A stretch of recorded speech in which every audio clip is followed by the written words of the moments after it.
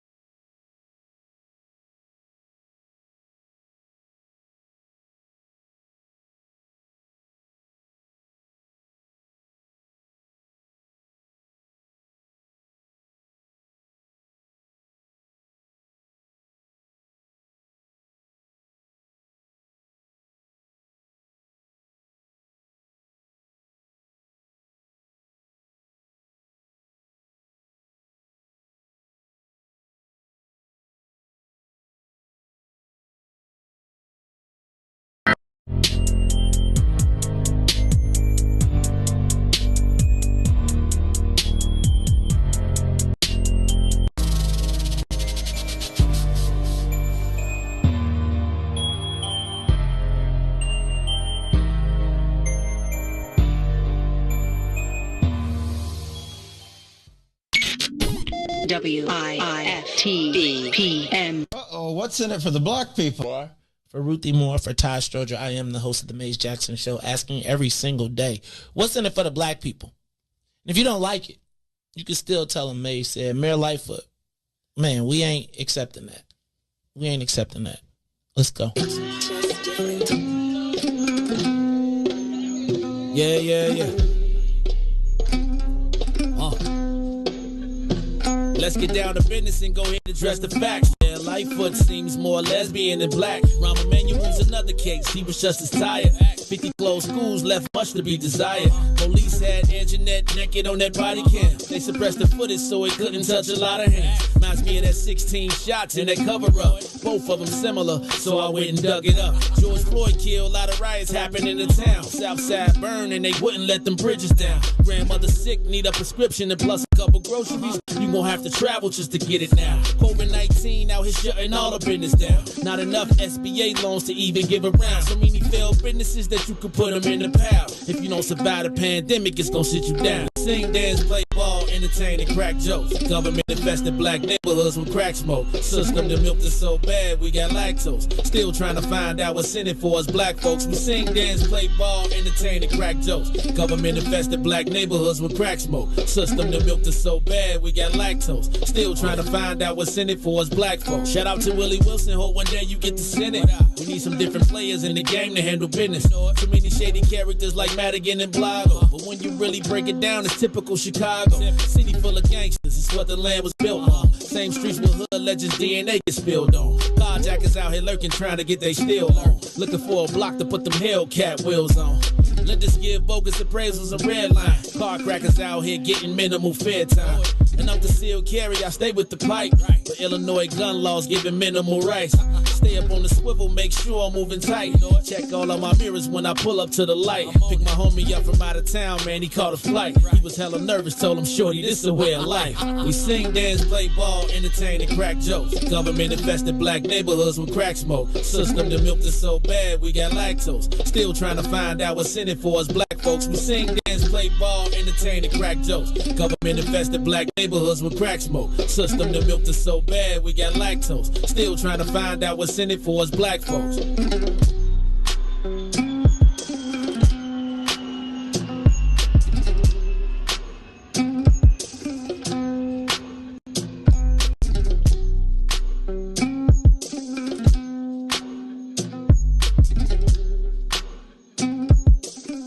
Wake up!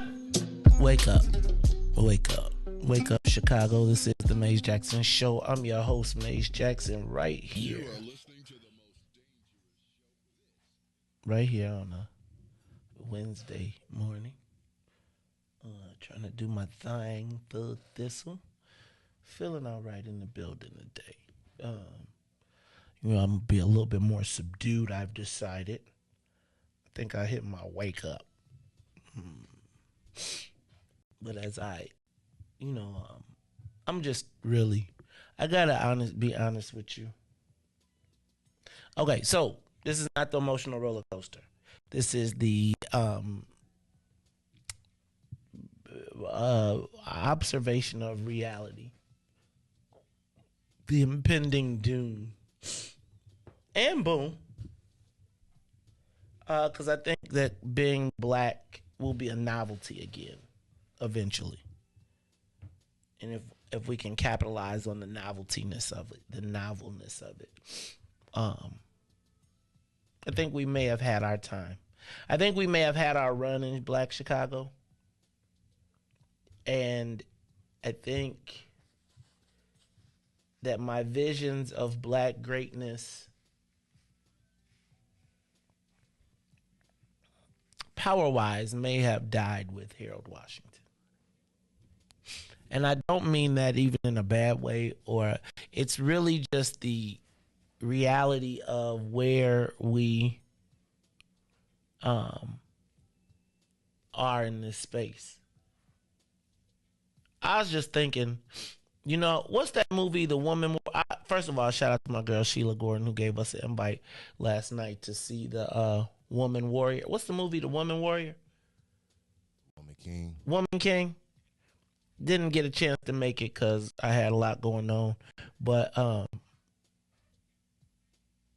I was doing an assessment, and I don't know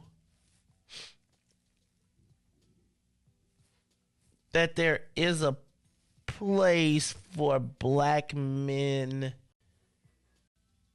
in Chicago. Like, honestly. And then if you got some man, like some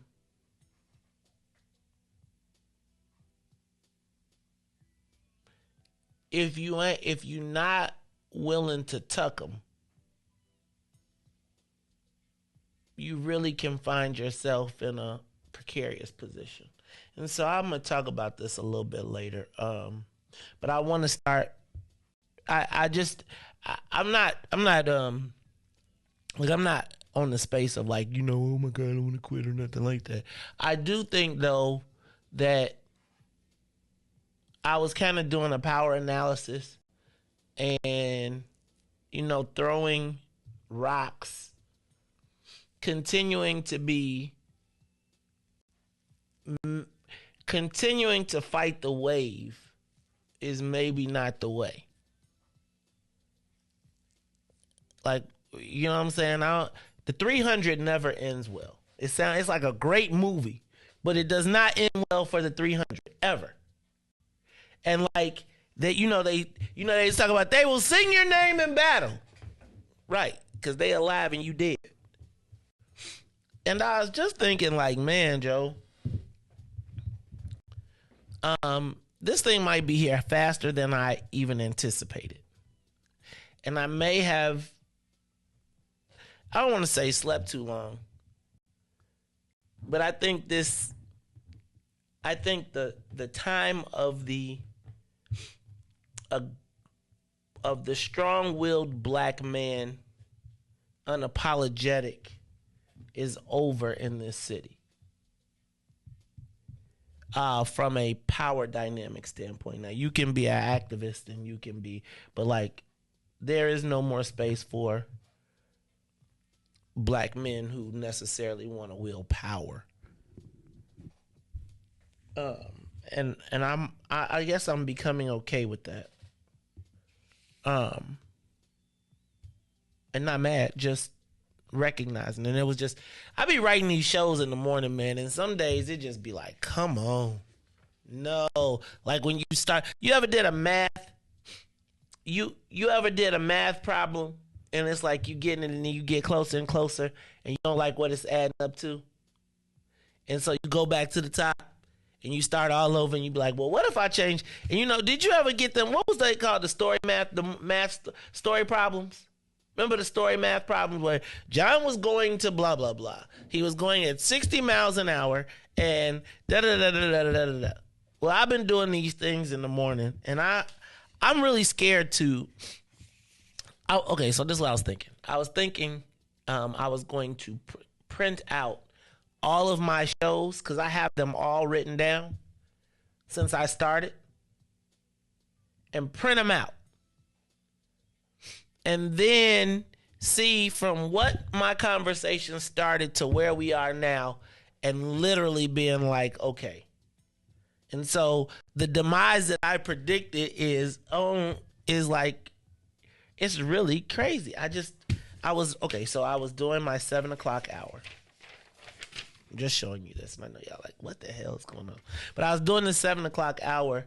And when I got to the bottom of it, I was like, I don't think I like this. So we're going to talk about it a lot today. Plus, we got a special guest coming in. 8:00, Pemon Rami. He's going to talk about when, and I think this is probably even what got me on my path, because he's going to talk about when Blackness was golden. Because now, it ain't even like 10, bro. Not in Illinois. It's not. It's just we are at a place where, yeah, all right. So I'm gonna stop. Anyway, this is the Mace Jackson show. I'm about to be stopping with the wake up. Cause I think we might have slept through it. I think we might have missed the plane actually. I feel like I've been in the airport telling y'all, wake up, wake up, wake up in the airport. The plane done got on. They mounted the plane. They about to close the security door. And we ain't even through security yet. And they about to close the door. You ever been like, and they be like, you see them closing the door, you be running through the airport and you be like, come on, man. They be like, I'm sorry, sir, we closed. The plane is right there. Sorry, sir, the door is closed. And you can see it from the gate, but the door is closed. I feel like that's where we are right now. So, JB, I'm going to have to come on down to South Cackalack, and y'all going to have to find me a spot. Maybe I'll come down with Brother Anthony Muhammad, and maybe there's a space there. You know, I got some, I love Houston, too. JB who? JB Allen. You know, JB and them sent. I hope Ruthie sent y'all T-shirts. If she ain't sent y'all T-shirts, it's gonna be some look Riis like, look at Ruthie gonna get in trouble. Ruthie, did you send that JB and her husband the T-shirts, man? Because I know I still haven't put the check in the bank. But still, I want to make sure y'all get y'all T-shirts, and I really appreciate y'all letters. I saved them all. All right, y'all. So this is the Mace Jackson show on a Wednesday, September 14th, one day before payday. Which also means that it's week 304 Wednesday. So this is the Mace Jackson show. I'm your host, Mace Jackson. Got my man, DJ Riis, the ruler. DJ Riis, the ruler. How you doing on this week 304 Wednesday? I'm blessed by the best. You already know the rest. Today was like a different little mood, but it's cool though. You was scooting. What's the matter? No, you know how you just wake up. You know how you just wake up and you're like you don't got like no feeling. You just like, I'm gonna let the day decide it. You know, on the way to work, a white man tried to run me off the road. Dang, man, that's why you gotta buy a bigger car, man. I mean, I be feeling like they be feeling like Riis. I do be feeling like people feel like they could be aggressive when you got your little zipper. No. So he's driving slow, so I go around him, man. He get an attitude. Yeah. So he get an attitude, and then he. Did you honk him? Did you? I didn't do anything. Did you mean mug him when you passed? No, you ain't go like, you know how when you somebody you ain't look all in the car and be like. No, and then what happened? Let me tell you what I try to do. So I'm finna go and merge over around him. He don't have a car for at least on the expressway, like at least a block length in front of him. Why he tried to make me run into behind him? I swear to God he hit his brakes. Swear to God he hit his brakes. I promise you I wouldn't have been here. I would have got out the car and beat the brakes off him this morning. I swear to God I would have. Riis. Swear to God Sweet. I would have. Just that what kind of morning, Riis? That kind of morning. You gotta be careful, Riis, because you know them be the ones with the thing. With the foo-fop for foo-fop for fop-fop for foo. Hey. I understand, but foo-fop for fop-fop for foo-fop, just gotta be cool. Just be careful, man. It's a car. Like Joe, hey, man. Hey, man, I seen Joe Osteen be like, man, look, this one of them moments when the Lord be like, now you gonna let this person who might have nothing else to do but ruin your day, do it. That's why I just get the plate. You feel right? Me? That's what you always get the plate. Get the plate because make sure they know you got the plate. No. I'd be like, nope. I get the plate. And I know I can find ding ding ding ding ding ding ding ding ding ding ding. Got it. Zip zap zoop zop. We got it. See, man, you never know. Rule, it's in the 48 laws of power. Be careful who you offend. You never know who in the car. We get offended every day and nobody cares about us. But we got to watch how we offend other people. It's crazy. Man, Riis, join the club. You'll write a letter. Starbone. Write a letter. Don't write a letter. I mean, I'm just saying, like, did y'all write y'all letters from last week that Ruthie told you y'all need to write? See, that's what I'll be talking about. All right, y'all, it's the Mace Jackson show. I'm your host, Mace Jackson. Got my man, DJ Riis, the ruler. He's blessed by the best. I'm feeling like the rest. So let's do this. Let's get the soul plane up to 60,000 feet. We are up. Up in a way. Did you see Darren Bailey move to Chicago? He got him an apartment. But how you gonna get an apartment in John Hancock building and try and swag? Like, for real. Where would he stay at? You want to impress me? You want to get one in O Block. For what? See, look, this is what I would have did. I would have called Pastor Corey Brooks up. I would have said, "Hey, Pastor Corey." Speaking of Pastor Corey Brooks, I'm going to his gala. If any of our BP1 people want to go to the gala with me, let me know. I got some tickets courtesy of Pastor Corey Brooks. Anyway, yeah, he moved. I would have called Corey Brooks or said, "Corey, let me get that spot on top of the on top." You still got? Oh, he took it down. I forgot. Corey took it down. But Riis, what you at least he could have did was move in the West Loop or something.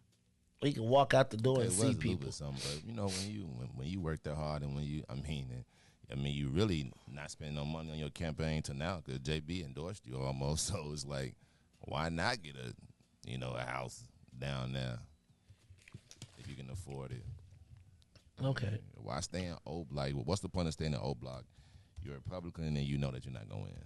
So what am I trying to impress? What? Come on, we all know that JB gonna win. I agree with that. So let me go ahead and stand in the John Hancock building and give me a good view that's probably not being paid by me, probably being paid by the party. So if it's my choice, you're right. I'm staying in the most expensive thing downtown. I'm a ball out as much as the campaign is gonna pay for it until this thing is over. I'm gonna ride it till the wheels fall off. Oh. So you rock and rolling. All right, Riis, I think I want to do something. I'm gonna try and see if I can figure this out because I might have to do this. Did Tennille just say?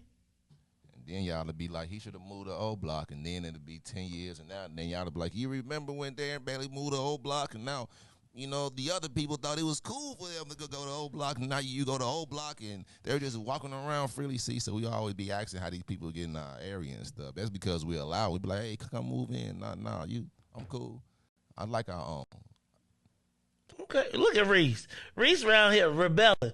They done got you this morning. Somebody done made you mad this morning, Riis. Riis done got on the Maze Jackson mad tip. Hey Riis, I want to do something real quick because I didn't realize this happened, but Tennille just told me.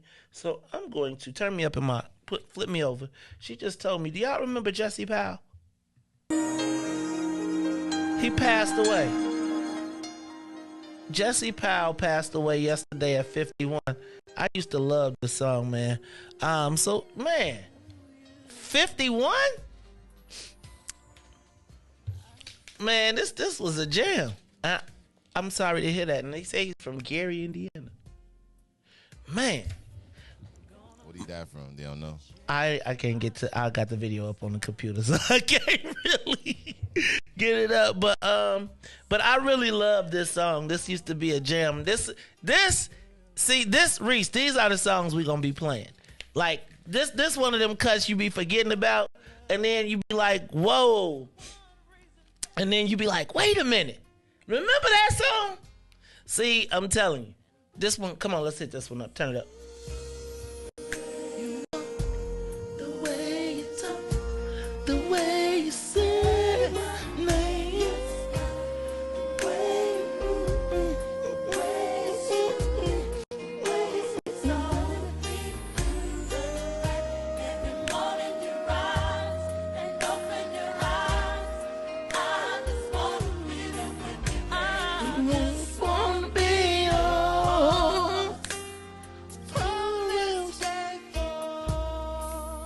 That was the wedding song of like the century for a minute, bro. So rest in peace to Jesse Powell. He passed away yesterday at the age of 51. That's scary. He died peacefully. That's how you die peacefully at 51. I ain't want to be rude, you know what I'm saying? But I was kind of like, I don't know. Maybe it was something going on, and then throughout his condition, it was a peaceful passing. But Well, I pray for the family though. Pray for the family. Pray for Jesse Powell, the passing. Man, that was a blast from the past. I forgot about that song. Y'all. So I told y'all we're gonna start playing live music because we do have licensing rights now.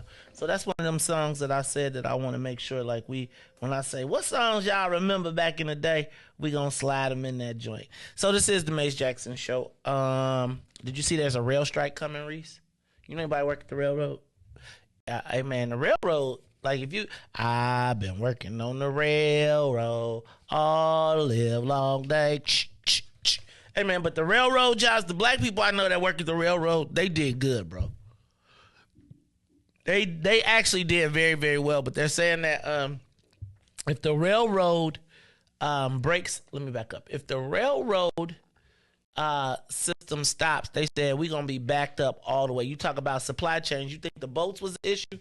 Things be going across the trains across the whole entire country. So let's be on the lookout. I might have to go shopping because you know they're gonna be short on toilet paper. And it may, but the good thing about the crisis might be that there might be a shortage of shootings. Cause you know how many people be Riis breaking into the trains to get the gun. I feel like they be like, this is the gun car. That like this right here. How you gonna park a gun car right? Anyway, let me stop. It's the Maze Jackson Show. Let's take a quick break, and then when we come back, we're going to welcome our guests as well as get through the rest of these headlines. This is the Maze Jackson Show. I'm your host, Maze Jackson. Riis, I'm gonna turn them back on. You fade them back in, and you switched it. Oh, Dad, we can't do it. We got to get the new Roadcaster so we can do both of those things. Anyway, it's the Maze Jackson Show. I'm your host, Maze Jackson. DJ Riis the Ruler will be back after these messages. The Maze Jackson Show will be back after this break.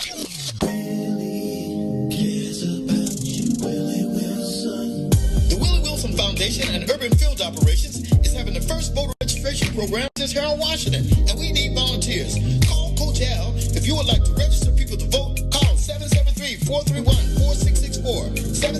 773-431-4664. This is Senator Ricky Hennon. Register and vote.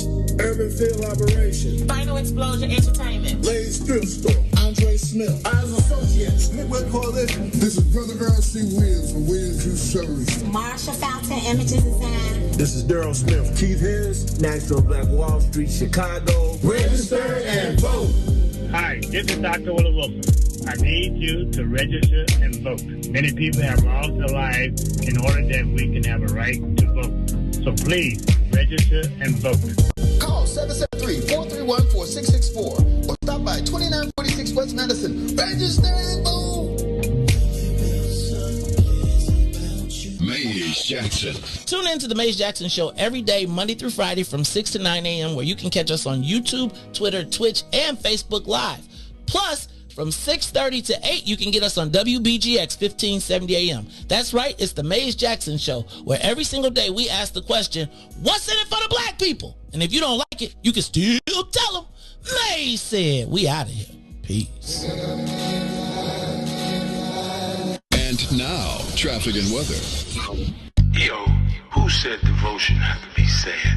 Yo, check this out. The Lord is my shepherd, shall not want. He's making me to lie down in green pastures. He leads me beside the still waters. He restored my soul. God's gonna turn it around. Come all the way with me. Good morning. What's in it for the Black People Media family? The time is now 6:38 a.m. and I'm Riis the Ruler with your Chicagoland area sports traffic and weather report. To head over to traffic on the Kennedy O'Hare to the Loop will be 31 minutes. Outbound to O'Hare will be 25 on the Edens. The Deerfield to Exchange will be 40 minutes. Exchange to Deerfield will be 34. The Eisenhower with Thorndale to the Loop, 37 minutes. Back out to Thorndale will be 29. On the Stevenson from I-355 to the Dan Ryan, 34 minutes. Outbound 28. The Bishop Ford, I-80, the Dan Ryan, 44 minutes, 32 minutes to I-80, while the Dan Ryan is 19 minutes to the Loop, 12 minutes to 95th. On DuSable Drive South, 55th to Jackson, and back will be 7 minutes and 8 minutes north. That's Randolph to Bryn Mawr and Bryn Mawr to Randolph. Today's weather, it is currently 57 and partly cloudy. Today will be a high of 75 with a low of 57. I'm Riis the Ruler. Happy Wednesday here on the Maze Jackson Show. They got 70, they got doctor. Oh, got doctor to the grave, from the grave back to glory. Oh yeah, oh yeah, oh yeah. Come all the way with me. Don't leave me now. Come all the way with me. Please.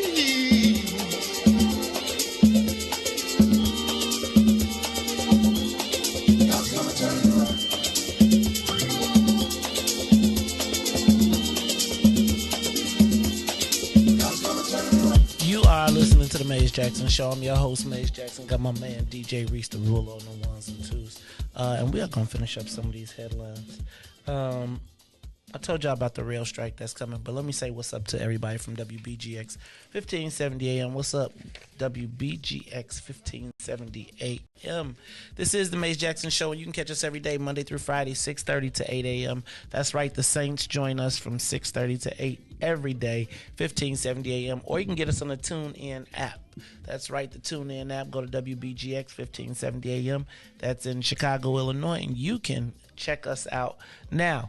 If you are one of the sinners or one of the early rising saints, you can get us every day at 6, and we stay all the way till 9 o'clock. And you can get us on Facebook, YouTube, Twitter, and Twitch. That's right, Facebook, YouTube, Twitter, and Twitch every day, Monday through Friday, 6 to 9. But you can also give us a call, 872-259-7474, 872-259-7474.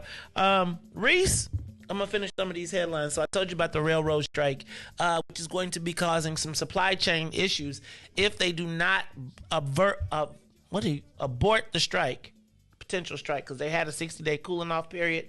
That cooling off period is over. I got a text, somebody said, this is real.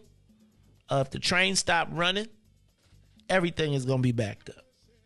You know what did you ever realize that them train cars be the same things that be on the back of the trucks?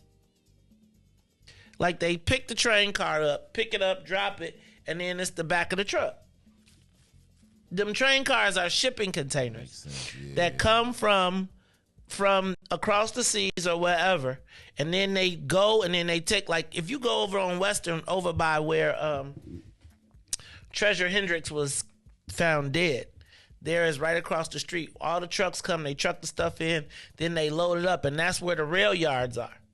And the rail yards where they got all the stuff. Man, did you watch The Wire? You missed that on that season of The Wire when they did the shipping containers and stuff. And they was smuggling people and all type of stuff over in the shipping containers, and they was putting all the... Anyway. The Maze Jackson Show, y'all got to learn. 9 shot yesterday in Washington Park, right around the street. I had just left. So it was 9 people. Well, I don't know if it was 7 or 9. 2 are dead. 40-something-year-old and a 20-something-year-old killed after a group of two groups got together, started arguing. DJ Riis, the ruler. 2 groups. There was a foo-fop, the foo-fop. 2 people dead, 7 people, 9 people, 7 or 9 people shot. I'm not clear. I heard on the news 9. I saw in the paper 7, so maybe more people rolled in. Is that a mass shooting if it's 2 different groups? Does it still count as a mass shooting? Or does it have to be one person shooting 9 people? Or is it like a lot of shots being fired? I feel like it's got to be a person shooting 3 or more people. No, just imagine if 2 people went into a mall and shot like 200 people. That's not a mass shooting? No, that's a mass shooting, but 2 people, if 2 groups, then it's mutual combatants. Oh, yeah. Remember? Tell me, we already know. Right? Out west, they be like, yo, there was a shootout from the house to the block to the house. Nobody goes, it was mutual combats. All right, can catch you. So, threats cancel drag bingo in Downers Grove. So, Downers Grove? So it's just like that last place. So I feel like they're trying to. So Riis, do you ever feel like sometimes people make up stuff to just make it an issue so you can say no? Like I think if you have, like drag all this stuff was never a problem until everybody tried to make it a problem so that they could get more attention. Right? Like I feel like sometimes you just do your thing and nobody's going to make a big deal out of it. But when you be like, hey, I'm doing this over here. Look at me. Look at me. Look at me. Then everybody be like, what? Look, man. I might have showed up if you wouldn't have made a big scene. Now I got to act up and be like, look, I just, like the drag fairy tales and all of this stuff. Like, I don't know how to talk about this properly. But I do wonder,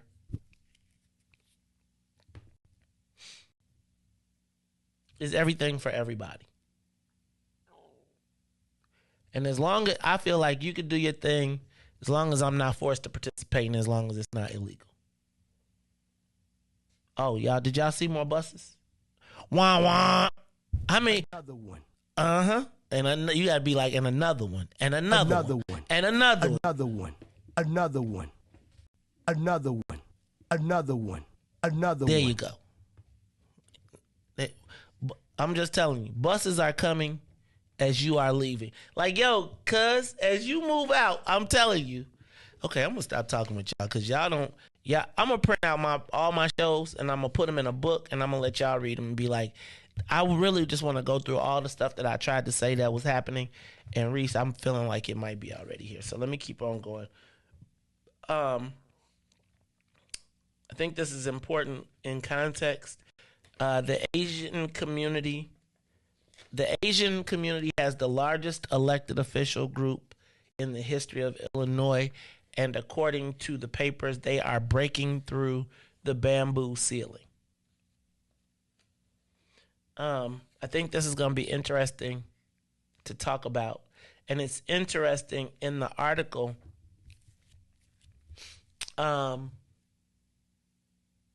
Alderperson Nicole Lee, who took over the 11th ward, was sure to make it clear that Asians were not welcome, did not feel welcome in the old 11th ward office, which was the home of the Dailies, which tells me that they're about to wage war on John Daly as well. And I think they are now have the safety to tarnish the legacy of the Dailies.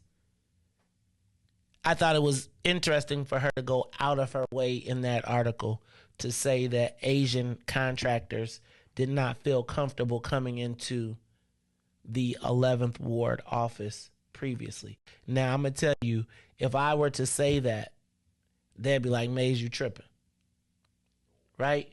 And I would tell you that everybody, like people, we're the only people that now still feel like we have to smile and act like it's all good. It was all good. Does that make sense? Like Nicole Lee, who actually got appointed by the 11th ward, her dad came from Mayor Daley, right? She rose to prominence in the world through being the Asian guy for Mayor Daley, her dad. And now she's kind of like trashing that in the process.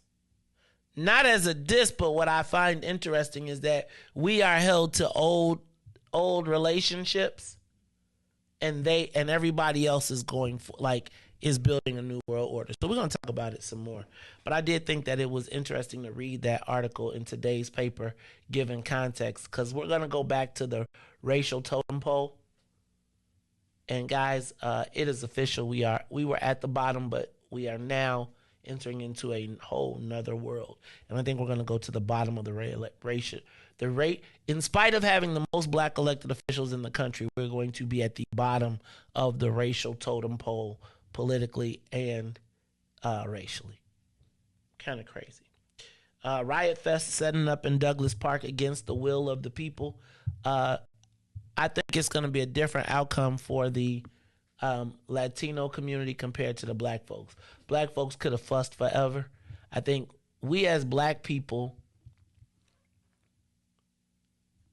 are excited for anything to come to our neighborhood, even if it's not for us. Whereas the Latinos are going to say no to Riot Fest, put the white folks out, and don't be surprised if they have their own festival at a different point. I think that it's easy to ignore black people because usually the black people are already on the side of the white people coming because we're excited to bring some opportunity. And we're not always necessarily in line for that opportunity. The Latinos like, no, we'd rather have our park than your festival. We be like, man, we happy to have a festival to get people to come. But the challenge is when you get people to come to our neighborhoods, then they use it until they decide they want to move there. And then they kick us out. Bears game Sunday at Obsidian. I want to, if you are interested in hanging out with us and watching the Bears game, I'm going to put the information up. You'll have to request an invite. I think we're going to kick the Bloody Marys with the shrimp off again this week. Shrimp and bacon and all the blue cheese, olives and cheese and hamburger. I think I want to put sliders on this week. So we'll talk about it all this week. And then Mayor Lightfoot, I don't know if y'all saw, she lost the lawsuit to cover up allegations of sexual harassment and intimidation in her office, which we'll talk about. There's a big story in the Tribune. She fought to cover up. Riis, I think that we are about to see a landslide of mayoral stuff start to come out that we didn't see before. So I think we need to be watching to see all of the things that people are going to do. I also hear a rumor that there's a potential that Chewy Garcia could be cutting a deal with Mayor Lightfoot. If that happens,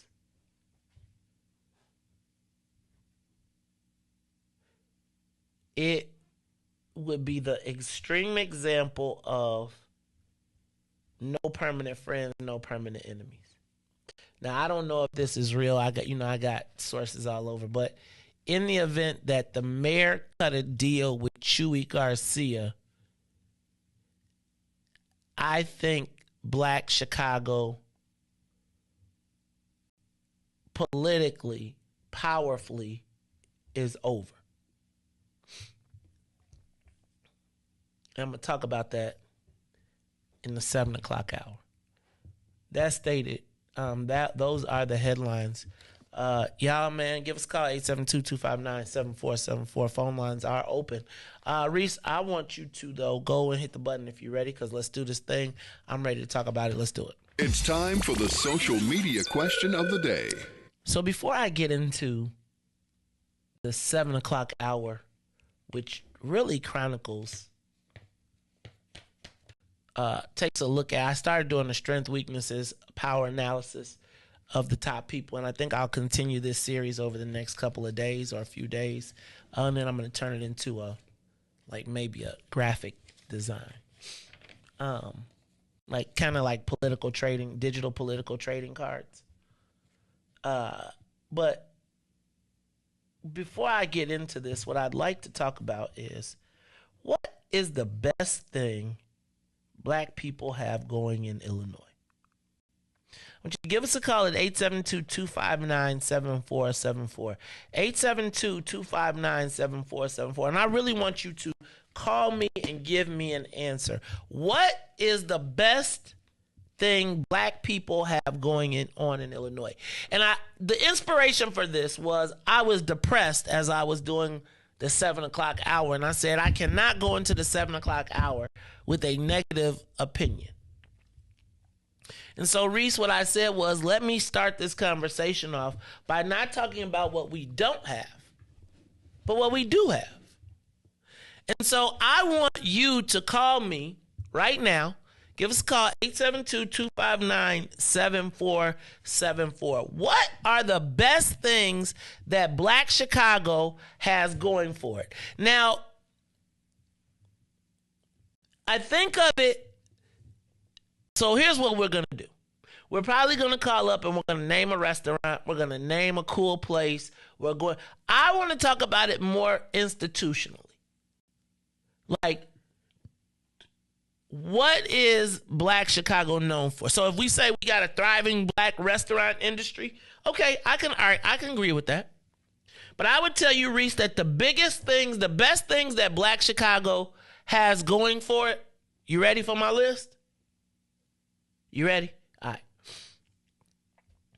Number 3, you get your drum roll. You gotta be like, you got one in there? All right, so keep that. Anyway, and you could Facebook sound. The sound library has one too. But anyway, no, I won't. No, I won't. All right, number 3. Invest Southwest. Number 2, Tennille, that was for you. Number 2, Summertime Shy. You ready for number 1, Riis? I don't think you're ready for number 1. The number 1 thing, yeah. It just need to be a longer.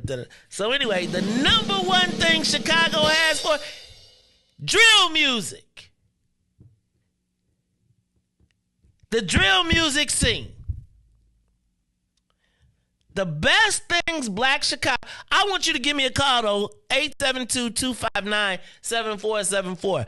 I really want us to be positive about Black Chicago. And I figure the 3 best things that are going Black Chicago has going for it is 1, Invest Southwest. Is 3, Invest Southwest. 2, Summertime Shy. And 1, the drill music scene. Tied for 4th is our expungements from the weed system. So I'll say 4. We got a lot of people who got their weed expungements, got their weed cases expunged. But that was everybody. That wasn't just Black people. So number 3, Invest Southwest. Number 2, Summertime Shy. And number 1 thing that Black Chicago has going for it is the drill music scene. Tell me I'm lying. Tell me I'm lying. Now, you know what? I don't even want you to tell me I'm lying. I want you to call me and I want you to prove me wrong. Prove me wrong. What's bigger for Black Chicago right now than drill music? If you were to bring someone to Black Chicago and you said, come to Chicago, and you are Black, like when you go to Houston, you look around, you be like, man, seems like the land of opportunity around here. Yes? You go to Atlanta, you be like, man, seems like the land of Chicago people get off the plane everywhere else and be like, oh, it's sweet here.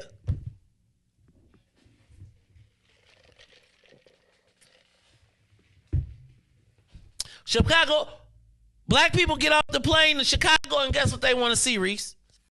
O-Block. O-Block.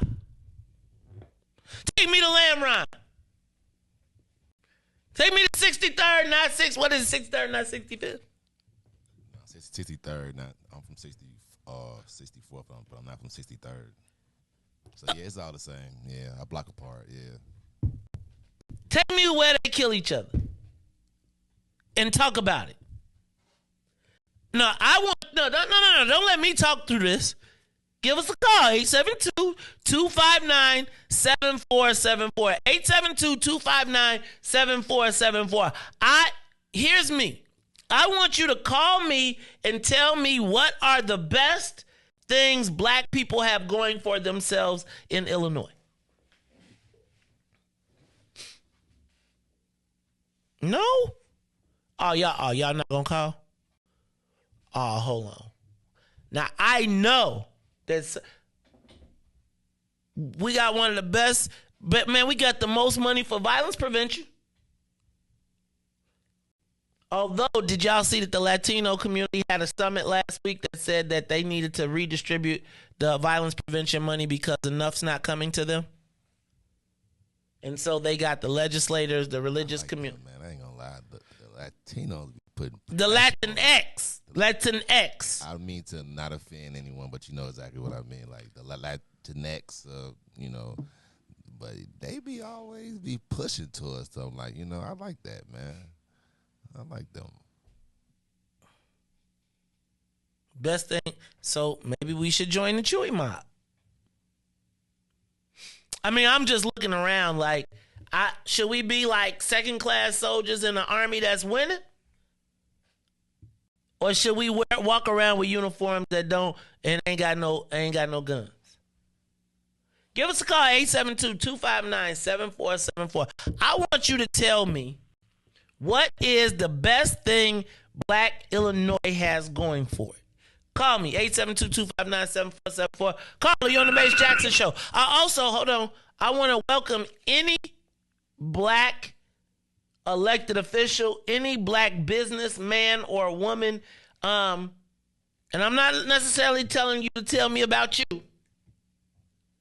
but what will we tell people, Black people, to come here for the opportunity? Like, when people came here for the Great Migration, they came for jobs. They came for the land of opportunity. What is the opportunity for Black people in Chicago or in Illinois? Caller, you on the Mace Jackson Show. Come outside. Caller. Hello? Hello? Yes. Yes, my name is Kirk Ambrose. Hey, Kirk Ambrose. How you feeling, man? All right. You know, the best thing I believe is going for Chicago hasn't even been missing. Black because Chicago. We have too much violence. Black Chicago.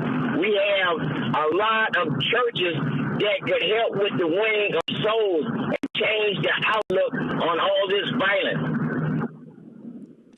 But are they, well, why aren't they not doing it? Because it's not being programmed. It's nothing going on but destructive music. Teaching people how to have violence and do violence to others. And to me, that's, I'm going to tell you, Mr. Ambrose, and Mr. Ambrose is clearly a listener from WBGX, and I thank all my WBGX callers. All those prayer warriors out there, tell me what are the best things, because I would tell you that you're talking about the music, but I would tell you that if you were to ask the rest of the world, that music that you're talking about is what attracts people to Chicago. They would say that's one of the best things about Black Chicago. I believe that's the best thing that we have about Black Chicago. Okay. So he says the best thing we got about Black Chicago is the churches and the church community. Man, we got some good choirs. We do got some nice looking churches too. What are the best things Black people have going in Chicago? You know who I'm going to add to the list, right? You know I'm going to say it. Y'all going to be mad at me. Thank God for Father Flager. Man, if Black Illinois did not have Father Flager, woo-wee. For real. Like, for real. I know Father Flager hates when I say this, but if Black Chicago did not have Father Flager, boy, y'all think it was the best thing slicing. It'd be the best thing cooking. Caller, you on the Mace Jackson Show. What's the best thing going for Black people in Illinois? We know it ain't water, because Dixmoor still ain't got theirs, but that's okay. Caller, you on the Mace Jackson Show. What's the best thing Black Chicago got? Good morning. What's up, Devin? Good morning, Reese. Hey, man, I get exactly what you putting down, and this is just a fastball. Man, thank you, bro. One of the best things that Black Chicago got going for it is these long eyelashes. You can get them everywhere. That's what everybody owns. You got Black people that know the truth, but yet still, I guess, what is it, the conscious, what is it, conscious dissonance or something like Cognitive that? dissonance. Where you know what's going on. Where you know what's going on, and yet it don't even register. I think that's the number one thing, bro. Because I'm not from Chicago, so Hence your fake Bears the best fans. thing. Don't start. Don't you do it. And Reese, get your finger. Hey, look. No, Reese about to get the finger. That's the best thing that Black Chicago got going. We all Bears fans, bro. Click them. That's Bye. the best thing we got. That's it. Thank you. Thank you. We would appreciate it. We would have let him continue to talk. But since he's such the epitome of a Bears hater, how about those Falcons? Now, y'all not getting off this easy. Y'all gonna get up. Y'all gonna get to the phones. You're gonna call me 872-259-7474. 872-259-7474. I ain't mad at nobody, but you gonna tell me what the best thing Black Illinois got going. I really want, to hear from elected officials, right? I'd love to hear from J.B. Pritzker. I heard he was on another station talking about all the great things that he's done. If I could find that interview, y'all, I'm going to play it back. I'm going to play it back because we want to hear what all Riis, you mean to tell me that for all these people that listen, how many people we got going? Let me see what we're working with. Riis, we have right now live with us on Facebook. Hold on. Dang, I can't see my numbers for some reason. Okay. Hold on, dang. On Facebook, we got 103 live. On YouTube, we got 150. And y'all mean to tell me can't nobody call me? We only got Mr. Ambrose and the fake Bears fan that could call us up talking about what is the best thing Black Illinois got going on. I want every Black elected official listening. We got a Black mayor who's trying to cut a deal with Chewy to cut us out. The Black mayor. So I would give you we got a Black mayor where we at on cannabis? Where we at on the casino? Ain't this the same Black mayor that told us if our Black people don't do what she say, don't ask her for the next 3 years? Ain't she the one that told our kids to move around, go home to your mama? That was COVID, man. All right, now, so stop.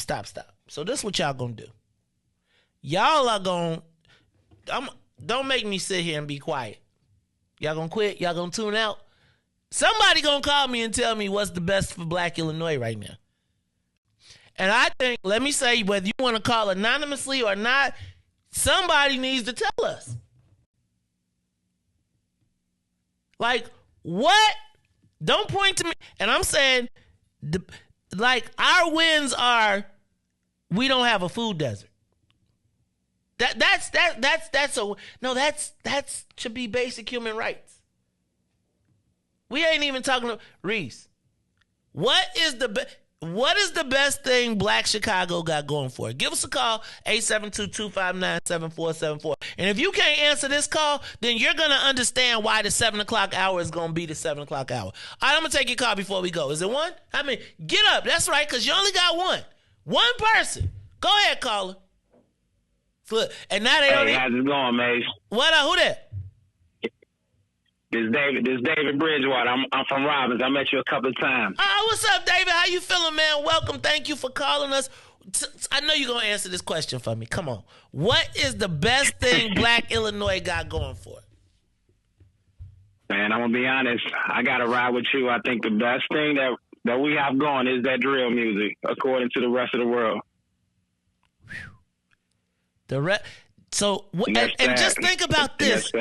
Think about this. And if drill music is the best thing that we got going, that is the ultimate in self-destruction. So, like, we are going to be known for killing ourselves out of, like, our best thing is also the lead is the driver of our demise. The best thing we known for. Like, so we're going to be known for suicide, is what you say. Basically. Damn. Yep, taking ourselves out. Damn. Unless we change some things around quickly. Tell me, what things do we change around quickly? Tell me. What you think? Definitely some of the politics is going on definitely need to be changed around. Some of the way that we're receiving education, resources, all of the typical things that, any community or society needs to thrive. Just access to resource, and then just educating people on the resources that's needed, to get to the next level. Because I think a lot of people in our community we might know, but at the same time, we need a little bit more information in that area, and then a lot of times we just got to take action. I think that's something that we lack in as a whole. On a larger scale, I know it's a lot of, some of us is really out here trying to make things happen, but as a whole, we just got to take action and understand, we kind of got to be the solutions to our own problems. Man, I'm going to tell you, I can appreciate that. I guess my question is, so when we think about the changes that we got to make politically, how do we do, like, because my question is, like, it seems to me that this is obvious, but nobody in our space wants to articulate it. It's like I see everybody chilling, like it's all like I see so many times. Like, how does JB get to walk through? How do all these people get to walk through our neighborhoods and smile when we know what the deal is? Like, I feel crazy sometimes even talking about this stuff. Nah, I don't think you're crazy. I think you see the big picture, and I think a lot of people are not in a position, whether it's a financial or there's lack of, just awareness. They're not sitting from the same viewpoint or around the same conversations on a day-to-day to get the bigger picture. And I just from watching you, I feel like you're seeing a bigger picture even from the political, realm of things. And that's pretty much what controls the ongoings of Illinois. So I feel like just being on the same page, I think that has something to do with it. Just being really, I think that's the main thing. Just being a collective, being able to utilize our power and voice as a unit, and kind of move forward as such. So I mean, I think that's one of the things I would say that needs to take place, and that's how JB is JB. He was a billionaire before he even got into office. Therefore, it's not a financial thing. It's more of a power thing. So I feel like, whatever his family and things that happened prior to him to be, in office, is that generation and wealth or whatnot did exist. The knowledge did exist. And it was pretty much the goal of whoever was around him to kind of, go after the throne or, that position in the state. Just like even the previous governor, I feel like the same way. He was a billionaire as well.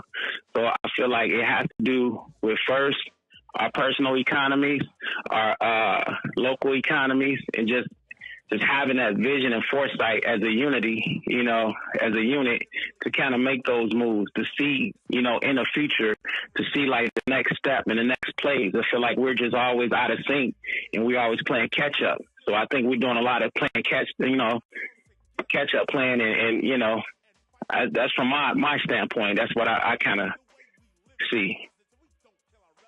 And I appreciate your call. I think that was an awesome call. We got to get you to come down on the second Saturdays, man.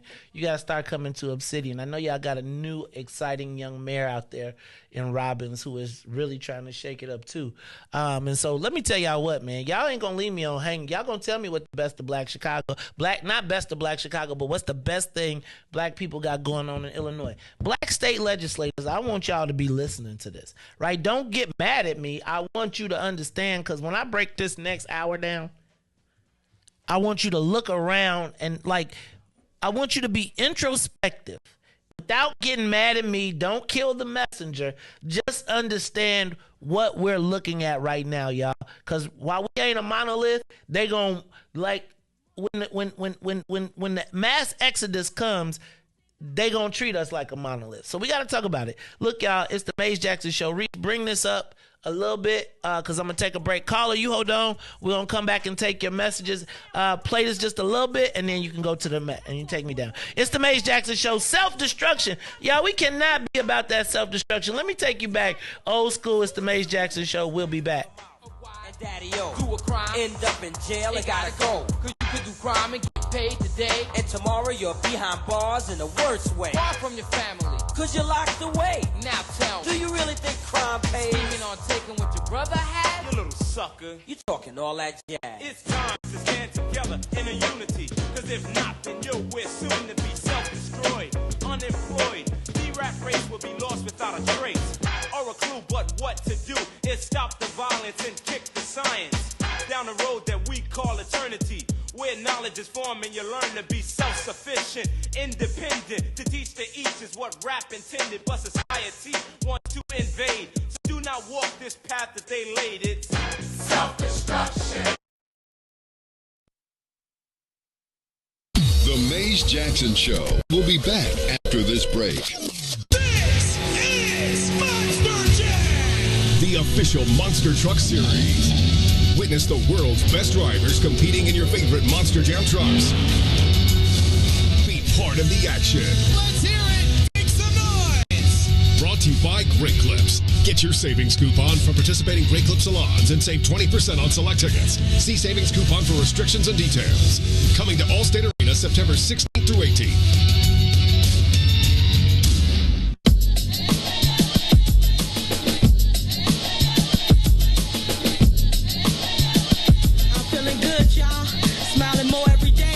Closer to my dreams, hey, guapole, the food tastes better. I stopped smoking squares, healing from the inside out, making repairs. I forgave some people, thanked them for the lessons, cause holding on to it was blocking my blessings. No more stressing, worry dishonors God, so I just pray, and I'm loving my odds. Mingle with like minds, gravitate where light shines. Graduate, masters, your rhymes ain't like mine. Big dank from the west side, this is my best self. Taking vacations, hoping the rest helps. Got a career now, loving what's ahead. My spirit is free from the stuff that I've shared. I feel good now, ain't that what life's about? Thank you for new days, something to sing about. Let's do it a new way, more than just talk about. Today's a holiday, that's what it's all about. I feel good now, ain't that what life's about? Thank you for new days, something to sing about. Let's do it a new way, more than just talk about. Today's a holiday, that's what it's all about. I'm feeling so good now, walking on higher ground. Got out the country, visit some new towns, made some new friends, let go of some bad ones. Soon as that took place, everything got fun. My life started going up, opportunities showing up. I'm back where I wanna be, no headaches and throwing up. Reconnect with the homie, it's positive energy, vibes and wavelengths. It's all about frequency. I'm back with my first love, it feel like the first time. I'm back in the studio, this ain't my first rhyme. I wake up every day, blessed as heavenly. Before I ain't say much, now I got much to say. Raise my credit score, got rid of some past debt. Heard that's attractive, well call me a magnet. Plugged into an outlet, living life outright. All on my Kid Cudi, focusing day and night. Right? Now ain't that what life's about? Thank you for new days, something to sing about. Let's do it a new way, more than just talk about. Today's a holiday, that's what it's all about. I feel good now, ain't that what life's about? Thank you for new days, something to sing about. Let's do it a new way, more than just talk about. Today's a holiday, that's what it's all about. Feel good.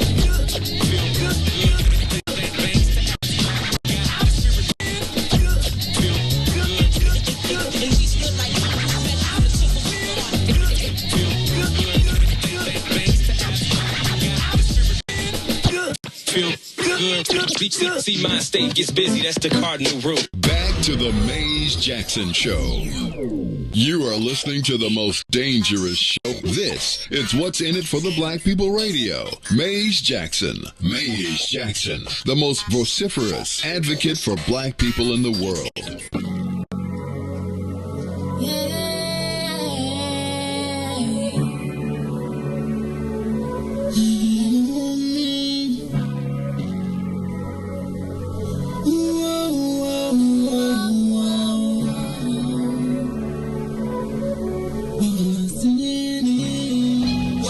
For the black people, cause economically we are not equal. Waking up to lies, can't dose no more. I told y'all, yeah, this a dangerous show. Don't go to church if you ain't trying to help us. Don't even try to be around and can't protect us. We see the lies, not other politicians. We need money and no symbolism. It's Maze and Riis and Ruthie and Ty, explaining how we all come from God, giving us tools to beat the odds. If we united, our movement gon' stop. If they ain't tryna help us, they ain't tryna do nothing. We gotta do something, we gotta stop running. It's time to confront the problem. Really, you expect you oppressed us all.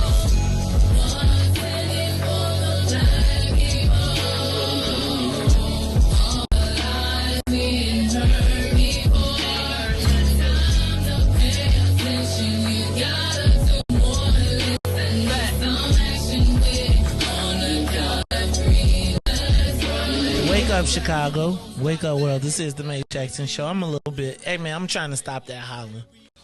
I've been hollering all for the last 7 years, and y'all ain't heard me. So I'm going to just try and talk. You know how the teachers be talking? You know how they do like this. And then they talk softer. And then the room gets quieter. And they be like, if you can hear me, clap once. If you can hear me, clap twice. If you can hear me, clap 3 times. All right, thank you. This is the Maze Jackson Show. I'm your host, Maze Jackson. My man DJ Riis the ruler, and I'm through with the hollering. I'm trying to stop it. because I hollered all for the last 7 years and y'all ain't heard me. So the caller hung up. Sorry, caller, I'm mad you hung up. But I think we have come to the fact that right now the best thing, and I'm going to post this right now. The best thing Black Chicago has going for it right now, Black Illinois has going for it right now is drill music. Fight me. The best thing, hold on. I'm going to type that. The best thing Black Illinois has going for it currently is drill music. Fight me.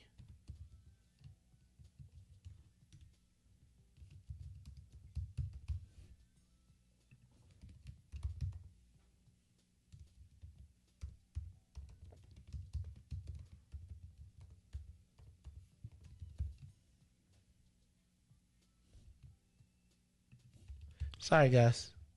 You like what you over there doing? I'm doing Facebook as well.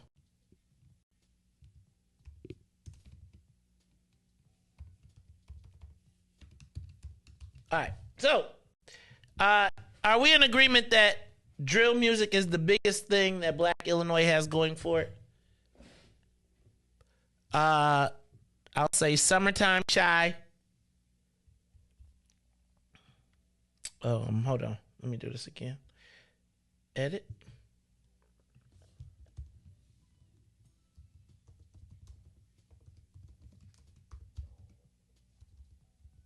Summertime Shy, and what was the other one we said, Riis? We said Summertime Shy and Invest Southwest.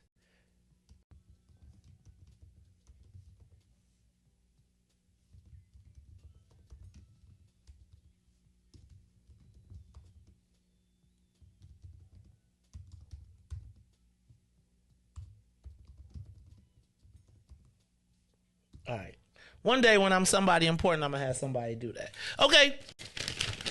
All right. So, Riis, since nobody has come up with anything better than drill music, are we clear? Do we agree?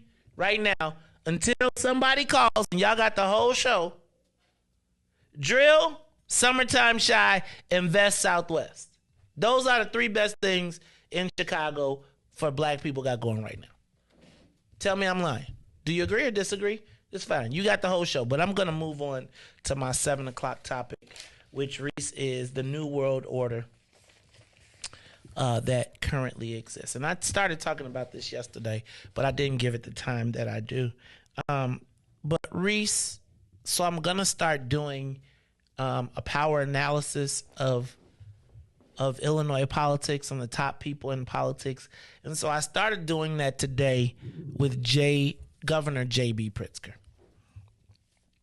And Riis, part of this was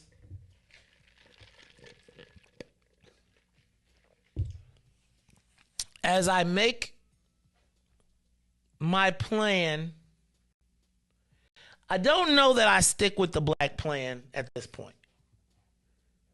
Right? I'd have to see some real things because I really, Riis, think that to be successful and be Black, at this point, you're going to have to be a mercenary. Because I do not believe that there is anywhere that you can institutionally go in Illinois now, Black, and find a haven or a family or Black power. Not on a large scale. And so, Riis, as I am doing my power assessments, I'm trying to figure out who will be the best people to be the masters of Black people. We did say food, though, right? Huh? We did say food, right? Chicago definitely one of the best places to eat at. Black food institutions? I mean, we coming up. Okay, so I'm going to give you, we got 1 Black sit-down restaurant. 2, Bronzeville Winery and virtue. Do we have food? Yes. Do we have food institutions? No. Like, no. There's no, what's the 20-year black destination of restaurant like you going to? You going to Homahoe. You going to Harold's. You going to, I'm with you. Okay, so you, okay. We got Chicken Dynasty. Okay, we got Chicken Dynasty. Although, I would argue that J&J's and Wales have surpassed them. We don't dominate. You ain't coming to Chicago to open up a chicken empire. No, but you are coming to Chicago to have some Harold's. Like, I think every person I've ever been to. So again, what does that do to our economy? I mean, a 3-piece mouth and. But you said black. Is like Harold's not black owned? I'm with you. I'm saying, is that the best? Okay, Riis, I'll give you food. I'm gonna give you food. Fried chicken and fish. Start somewhere. Okay. We do. I mean, we do have. Riis, you get off the plane and see. Do people get off the plane in Chicago and be like, "This is a prime place for black people"? When people come to Chicago, oh no, they be like, "Where y'all at?"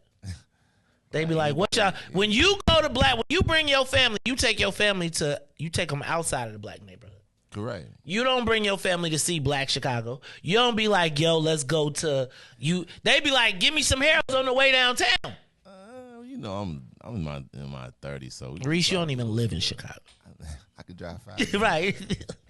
But I'm still that's the type of person that I am. So like usually I do have my family that only want to go to like, you know, bougie places, but like a lot of my family like, yo man, take me to, you know, like I need to be. Well, we always want to go to the hood until it's the hood.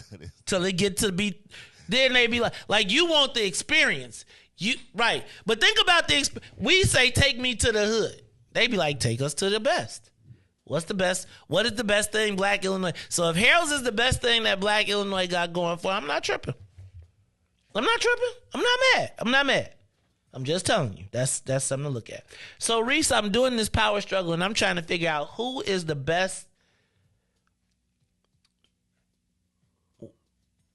What, I don't want to say what plantation. What group should black people align themselves with? Junior always says we ain't got the money and we ain't got the people and we ain't got the wherewithal and we can't do it by ourselves. Solutions Mike says do it by yourself, pull out by your thing. So I'm going to combine both of them. I'm going to say that realistically, we need to find allies that are willing to put us on their agenda wherever we may fit. So probably 50 years ago, 175 years ago, you would have, as a black person, been able to go be with, let's say, Bill Dawson. Let's say Cecil Partee. Let's say you could be part of Emo Jones's family. Let's say you could be part of the Stroger family. Let's even say you could be part of the Jesse White family. Riis, there are no black dons anymore. Like, there are no black people really, in my estimation, in the power sharing dynamic. And so now what I have to do is determine. So do you know how, like, remember the story of Moses when he was a baby and his mama didn't want him to be a slave? So she put him in a basket and put him in the Reeves and put him on the Nile and then floated him down, and the queen saw the baby and said, "Oh, this is a beautiful baby." And she was barren. And so she took the baby as her own. I'm trying to figure out where can we put the black people so we could be somebody else's baby. Like, where do you put the future of black children knowing that we're about to go, I'm not going to say we're going to be in bondage, but we are now rapidly cementing ourselves as the bottom caste in Chicago. So now I gotta ask, so the first person I did an assessment, so I said, who are the most powerful people in Illinois that black people should be considering to be loyal to? Now, I'm going to ask you to tell me currently any black political organization that is willing to put black self-interest first. Okay? Even if they're elected in a wholly black district, tell me who we've seen black put down for black people, like having and saying that hindsight is 2020. So if you say hindsight is 2020, I would say that there really isn't a lot of places for black youth to go to be developed. And so if that's the case, then where are we going to send our children to participate in the political process? So the first place I would say is J.B. Pritzker. I would say that JB is now the undisputed king of Illinois politics. Can we agree with that? Like realistically, he is undisputed. He can kind of crush anybody. He's got the government and his billions of dollars.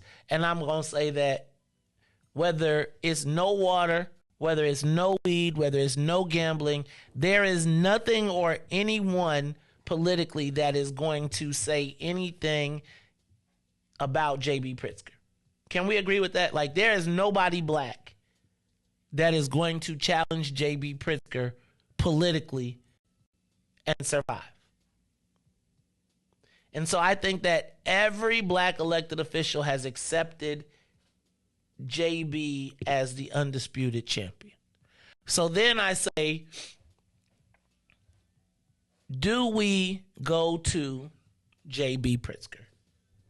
His strengths, he's got power. If I do a power analysis of him, Riis, his strengths are he's got money. He's got the power because he controls the entire Democratic Party. And now he controls, he's got the power because he controls state government, but he also controls all of the money. There was a time when the mayor of the city of Chicago during the Daley era would have been equivalent to the governor somewhat. Matter of fact, during the Ram Rauner era, I would say, and even during most of the Daley era, I would say that the mayor of the city of Chicago probably had more power than the governor. I would say that J.B. Pritzker has turned that completely on its head and now is the undisputed force across the state. Although he leaves the city business to its own, probably because of the mayor.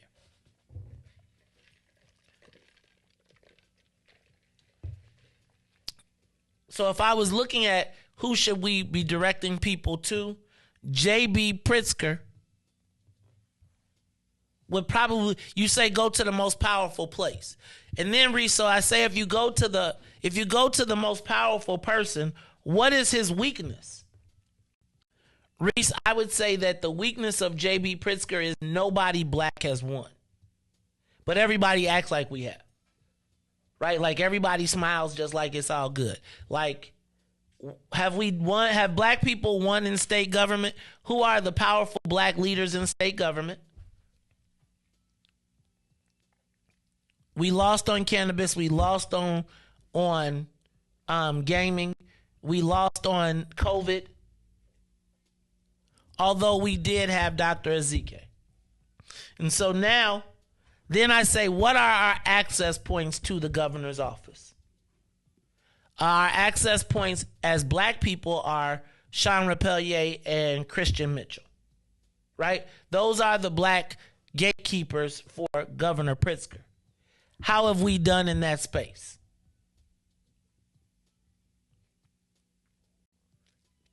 So, the first place, if we're looking at power dynamics, is do black people go to J.B. Pritzker? Now, the strengths, he's got all the power, he's got money, and he's got the politics. His weakness is, I haven't seen anybody black win significantly with him. But because he is the undisputed champion, nobody's going to talk about it, right? Nobody, like, we're going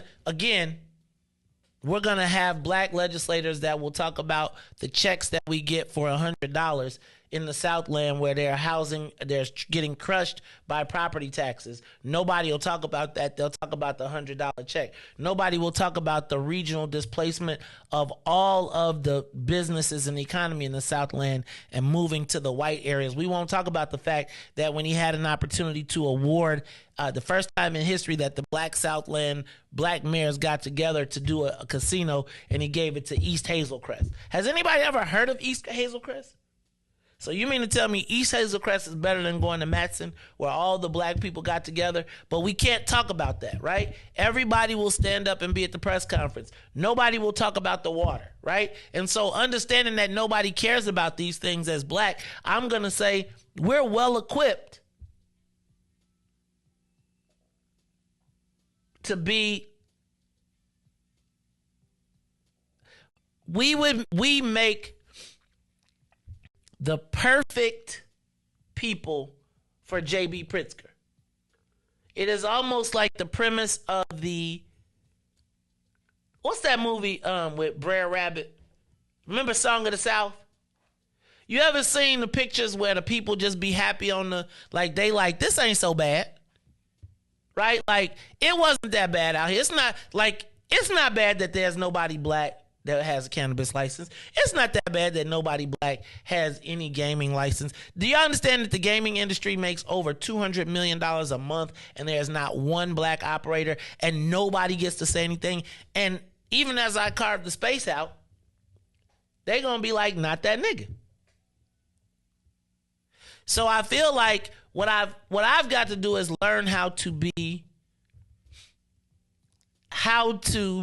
enjoy my porridge.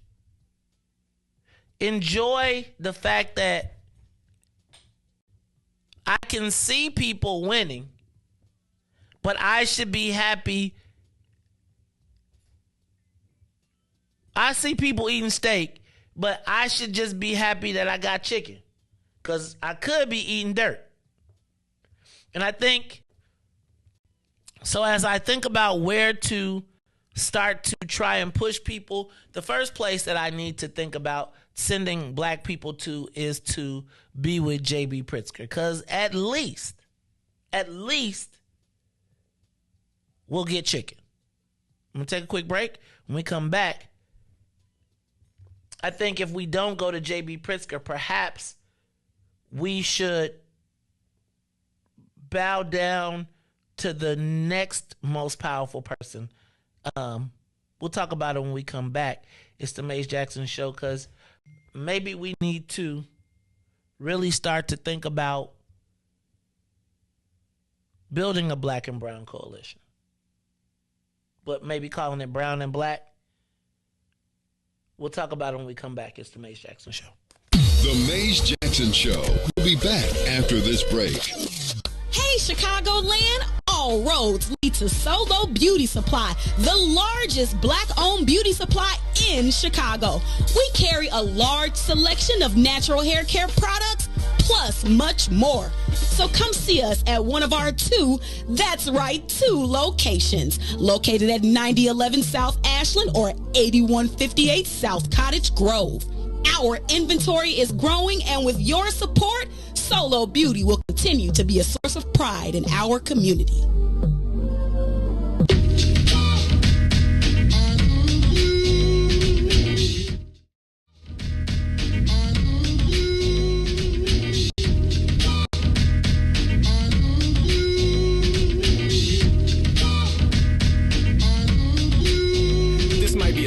evolving, kind of revolving around the situation that don't happen often. I mean, it's involving something that's scalding. Hot the topic is, it needs some resolving. It's kind of puzzling, sometimes solving. But after I thought about it, sent her to Walgreens to pick up a few things to stop me from stalling. Otherwise, I'ma be blunt and she gon' be balling. And I don't need that, or her brother calling. Talking them fight words, now we gon' be brawling. I'm more of a stand-up, I don't be falling. For that okie doke, it's better dissolving. Call me a nice guy, yeah, I like nice things. It's best to stay away from chicks that's trifling. I'm not a rival, so I don't be rivaling. But end up in this scene, I won't be wifing, you know?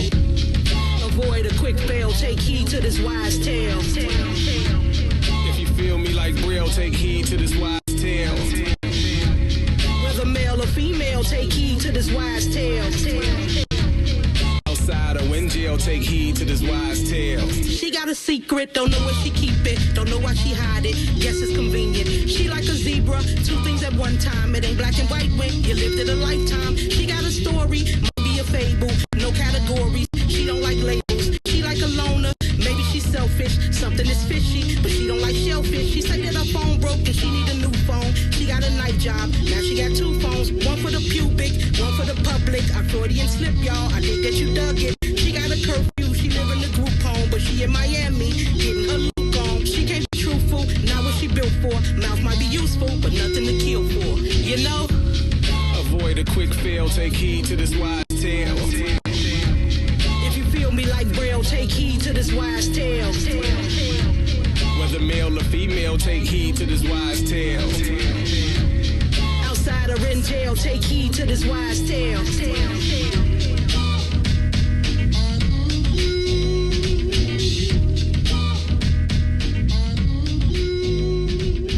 You are listening to the Maze Jackson Show. I'm your host, Maze Jackson. That is Wise Tale by Abstract Mind State. And that was the video. That was a dope video, though. Choo-doo.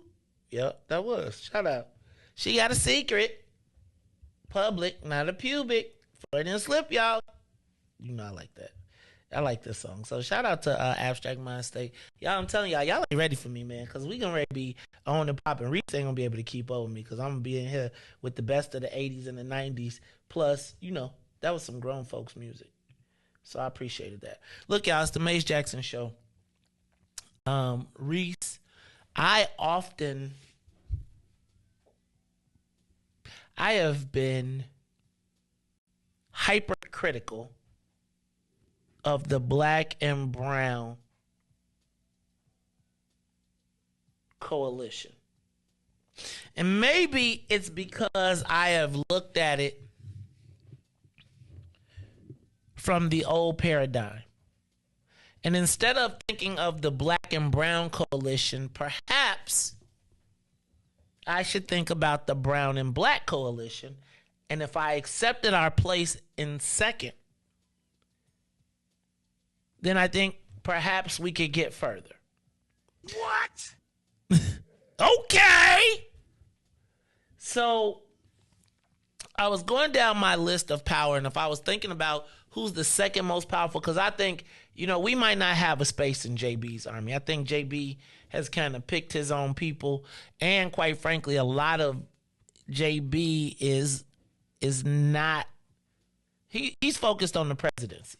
So he ain't going to really have a lot of space for local Negroes, right? You probably got to be like a super extra special califragilistic Negro to make it to the upper levels there. So the next place I thought about was Congressman Chuy Garcia. Riis, the congressman last week put himself on the market suggesting that he might run for mayor, that he didn't have the money and he didn't have polling, but that if somebody paid him or paid for it and gave him some money, he would consider running. Riis, initially, it was my interpretation that he would be doing that to scare CTU candidate, scare Latinos from getting into the race against CTU candidate Brandon Johnson. But then, Riis, I heard on the mayor's public schedule, she has a meeting with Chuy Garcia. Now, Riis, what happens when you meet with the ops and the people find out and you didn't clear the meeting with you ain't clear the meeting with the squad? You trying to cut your own deal. Who in charge? Well, we trying to see. No, I'm just saying if he in charge, then you know. Well, he's not in charge. He's supposed to be, right? So imagine now. Here's what I see, right? So now, imagine Riis. Imagine you got the block. You know all the guys, all the soldiers with you, and you got the work. And you got the hype and you got the name. But you got a new chief that's weak. So imagine like this. When you came to the game, you was brought in by the old chief.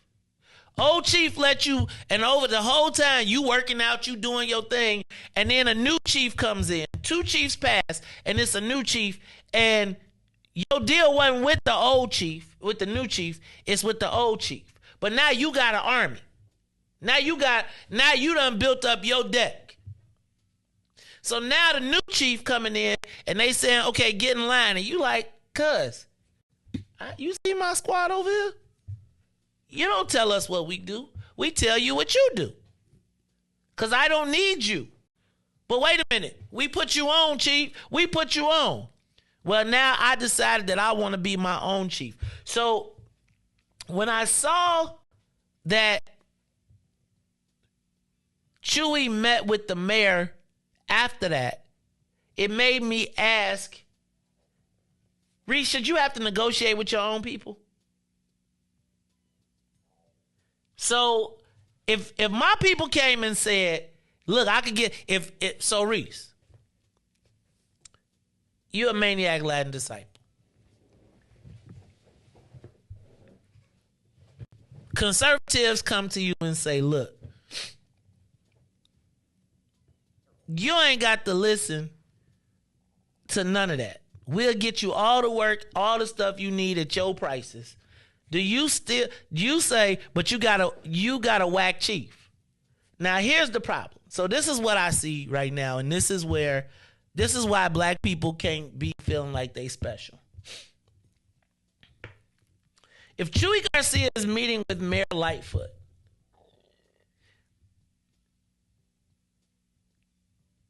he could essentially run the city council. So let's back up. Chewy Garcia now controls the Latino caucus can we completely say is Latinx. Chewy Garcia controls the Latinx caucus in Springfield in the House and Senate. At any point, he can take his people, just like he did with Robin Kelly, and move them to somebody who had somebody else besides Speaker Welch. Say, for instance, well, I'm not going to name no names, but he can move his caucus. So now he's got the speaker who white folks are already like, man, I don't know if I want him or not. You know, because we're already over, there's black fatigue. Like with this Safety Act, white folks, this gives white folks that are moderate the opportunity to go out the back door on the speaker.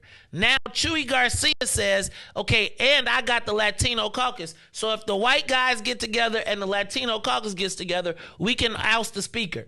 And J.B. Pritzker already has a deal with who? Chewy Garcia.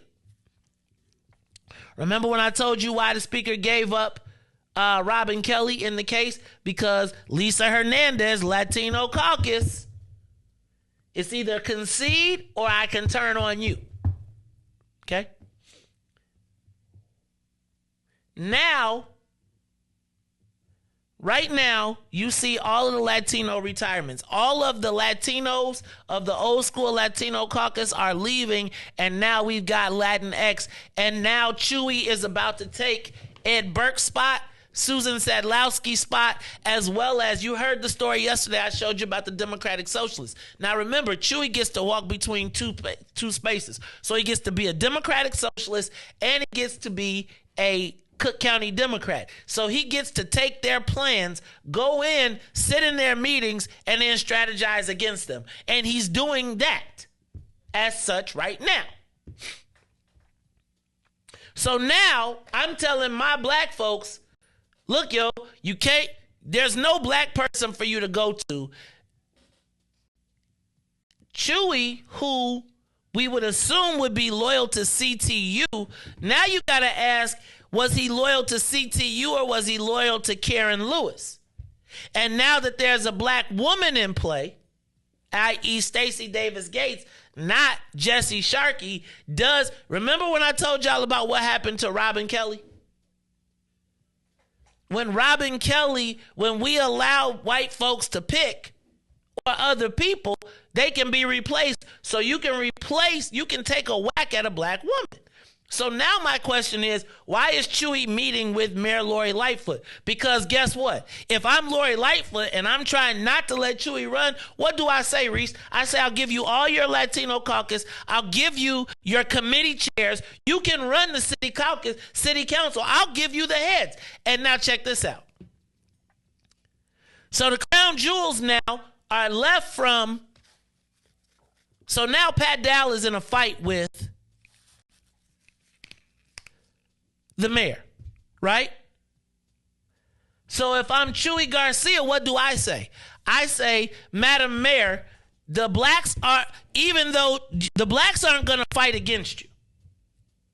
So give me the budget committee. And now what you see happen is the black folks, so now you got Wagaspack as the finance chair, and then you put who I would guess, they just called him, Chewy Garcia called Mike Rodriguez the lion of the city council. So now imagine, if I'm Chewy Garcia, I go to the mayor and I say, look, we don't got to have this fight. I can sit down. I can sit down on another black woman and be able to say I supported a double bubble black woman. So now if I'm Chewy Garcia and my goal is power, I sit down on Stacey. I cut a deal with the mayor, so the mayor appoints, in all of the open seats, she appoints my people, right? We got them to take out Burke. We got them to take out our other competition. So now I can be ruling with the city and the state, and if the mayor loses, I still got all my slots. Let me also remind you that Chewy now has 2 Congress people. He also is now playing in the ward. The former chairman of the Latino caucus, two of the mayor's former floor leaders, both Gilbert Villegas and George Cardenas are in trouble. Cardenas is leaving. Gilbert Villegas just got mollywopped by Louis' team up north. That's how Delia, they got the congresswoman spot. So they then took everything from Iris Martinez as well.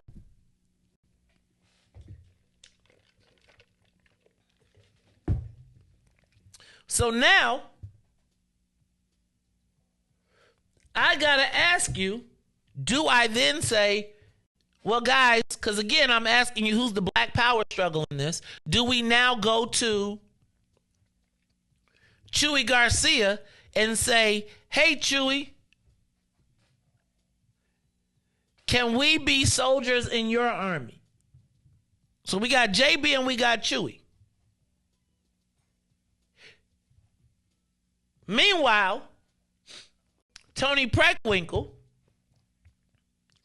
is busy telling black elected officials that we can't elect black people first, or what's in it for the black people candidates, because if Mays and his candidates get any traction, we won't be able to stop them. Sis, I'm done. I am the least of our worries. So it's like Ruthie when she say, I'd rather tear it up than let you have it. So now the question becomes, so do we as black people join the Latinos? and subjugate ourselves. Because who do we go to black? Now let me back up. Riis, why is this all so important right now? Because there's a rediseminate. You know how they say wealth redistribution? Wealth redistribution is happening. The Irish kings are gone. So all of the table went like this. It went through Daly, Burke, and Madigan. They took theirs off the top, unquestioned. They got what they wanted, and then they went on. Well, now they're not there. So now the pie has to be recut.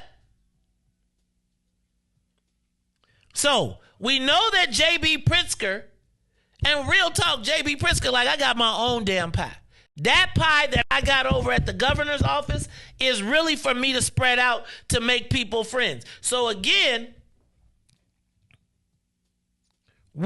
so as the pie gets cut, because remember, everything went through the Irish and we gave them their tax. The Dalys indicted. The Burkes indicted. The Madigans indicted. The white boys are off the table. There is no Mike McLean standing in the space, passing out all the deals, deciding who gets to eat, who doesn't get to eat. That is being recreated right now. And in the space, who are the black lobbyists? Who are the black power brokers that put us in play? No, because the black power brokers have been so busy cutting black folks out and saying we got to be subservient to white folks or not being able to speak on our issues. We now are at a place where the black folks that are at the table are taking for themselves.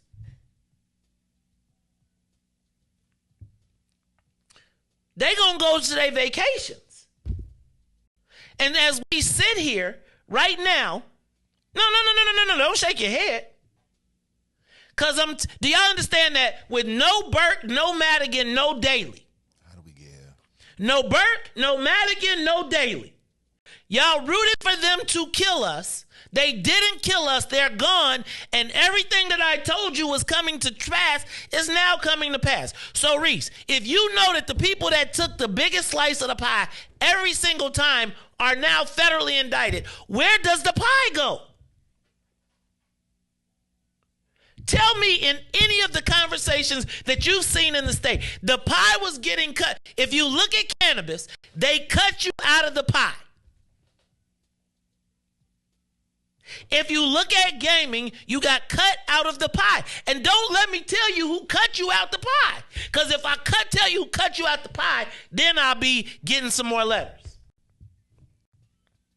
So in the meantime, as they cut you out the pie, as we deciphered last week, the cartel decided that we're going to stretch the niggas out on this cannabis. So I want you to be clear. So right now, if I'm the mayor, am I trying to cut a deal with the black folks or am I trying to cut a deal with Chuy Garcia? Because the Negroes already on board. If you've already endorsed, they ain't got to negotiate for you. I already got the black people here. And because I already got you, do I get anything? So now if I'm the chairman and I thought that I had an opportunity to take a whack at getting the finance or the budget seat, guess what, Riis? Why do I give you the budget seat as a black person when I could use that for Chuy to get him to stop messing with me? What you gonna do? You already endorsed me. Riis, there is no, so let me say this again. If you knew, Riis, they said that Madigan and Burke had 25% of all the tax business downtown. So imagine they took 25% off the top. So imagine over 40 years, let's say $10 billion is on the table. Let's just say $10 billion. If you knew that there was a $10 billion pie to be cut and somebody fell off, who is going and saying, where's the black people cut? That's what I'm saying. Like, and you know how black people be like, we don't need no leaders. We don't listen to no, so we'll kill anybody, but you don't got nobody go to the table. And anybody that's going to the table, again, you got to go to the table with JB after he already told you wasn't getting shit. Thank y'all. Thank you, WBGX. Give us a call, 872-259-7474. Who should black people bow down to? And then I don't know if y'all saw in the paper today, but they just got through saying that the Asian community now represents 6% of the vote. They now have the largest number of elected officials. And I'm just telling you that they are now, and I'm not saying this in a bad way. I'm saying this in the fact that in the racial totem pole, I used to be black, white, Latino. It's starting to be black, white, Latino, Asian. Now, add into that LGBTQ. And if you look at, if I gave you Riis, white, black, Latino, LGBTQ, and Asian, rank those. In what? In order of power and influence. Say it again. Black, white, Asian, Latino, LGBTQ. And as far as power, I'm going to go, I mean, we already know who number one is. I'm going to go with the Caucasians. Okay. Number two, I'm going to say it's probably, it may be a split, but I'm probably going to say it can go either way, the way that it is. Well, since they've been held along, I take the Latinos, LGBTQ actually, Asians, and then us. And that's in power. Yeah, now power. put money. Now do it in money. I mean, we still white, number one. Asian, Latino, LGBT. White, Asian, LGBTQ, Latino, black. Yep. Yeah. Say, like we last again? For sure. All right, look, I think we got guests too. Huh? I think we put us there, and then, but I'm tired of us. I think we had our own. Like I look back in history, like we had our own, and I guess, like I feel like we was more powerful when we was fighting to be with them, and then like when they joined us, like we just was like, oh, okay, well this is what we wanted, and and like we not, I guess, attacking them like how we used to do, like in the '60s and fighting for the '70s and fighting for our rights, and that's what these other people are doing, and they are fighting for their rights and like a little bit more, while we just sit back. And just, like if I can get it, I get it, but I ain't really worried about nobody. And that's our mindset is like, I think that we've been conditionally trained that way. We like, well, I'm cool, I try to help you out, I'm going to do, and I'm going to get on my own, make sure that my, family's straight. And that's the way it is. Meanwhile, every other race is like, hey, man, I'm going to put you on, and we just going to keep sharing the networking and then the wealth, But like I'm trying to say, our minds ain't there yet. But we 3 generations removed from slavery. So, it's like our grandparents taught us from what they parents and grandparents taught us. Our grandparents, what I'm saying, mine was born in 1920, and her grandma was born in the 1860s. So it's like conditioning. So it's like that's who trained us. They trained them, then they trained our parents trained us. So we still here. So I got to train us to figure out how to, like, this to me is like, I almost feel like I'm going to redirect us back to bondage because, like, I don't know that.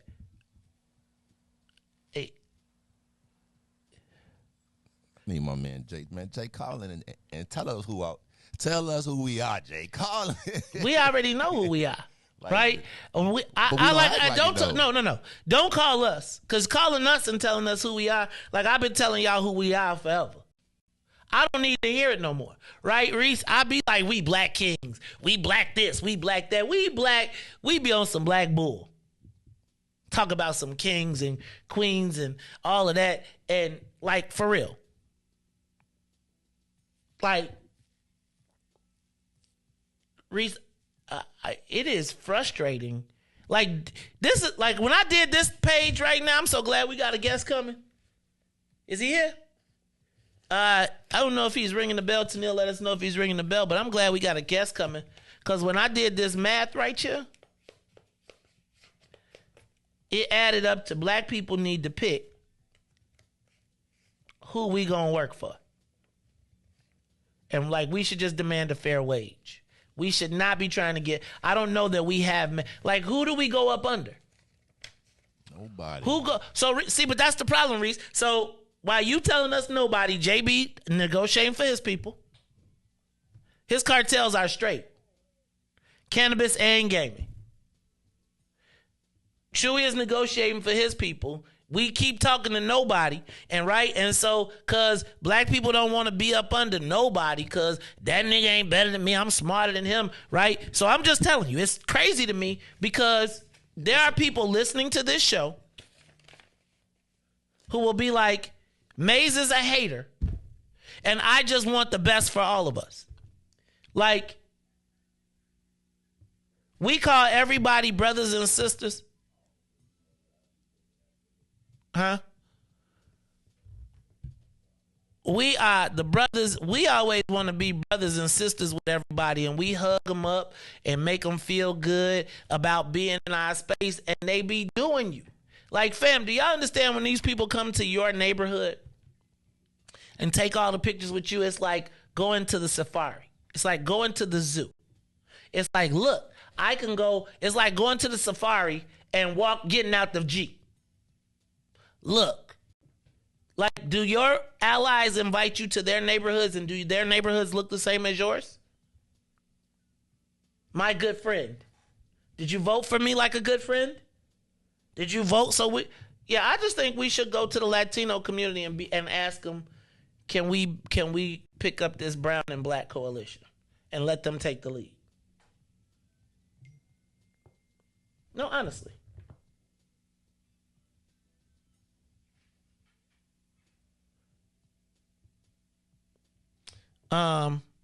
Yeah, I do agree.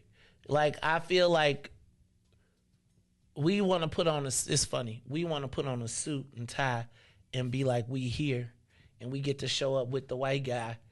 And so I guess my thing is, why am I fighting against anyone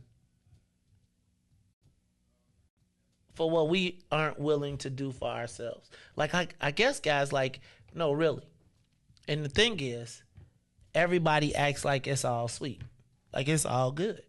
Like, it ain't happening out here. And it's like, we'll just dance around the subject. We'll be cool. We'll be like, and I'm kicking it. I'm going to get my kick it on, so don't even get it twisted. But understand, like, what am I stressing for? Like, what am I getting angry for if you're not angry? Like, if the people... It is amazing. Like, if we have zero cannabis and zero gambling,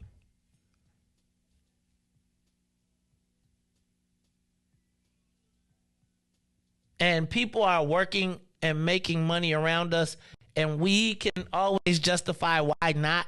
Like, we justify why not for us, because we think that being civil is all good. And so when they threaten your people, right? They got all your people. They got a gun to the heads of all your people. So every single person you got, because guess what? Y'all not going to say that, because y'all got to be. Anyway, it's the Maze Jackson Show. I'm going to stop talking to y'all. It's the Maze Jackson Show. I'm not mad. I just did the math. Tomorrow we'll figure out. Let's do the strategy with Toni Preckwinkle. Let's put her in the power dynamic. I don't know that she's in the top 3, though, because she's already pledged her support. Remember at Bud Billiken? Think about Toni Preckwinkle came to Bud Billiken after crossing out Robin Kelly and stood next to the person she crossed out. She walked into the neighborhood and it was sweet. It's the Maze Jackson Show. We'll be back after these messages. The Maze Jackson Show will be back after this break.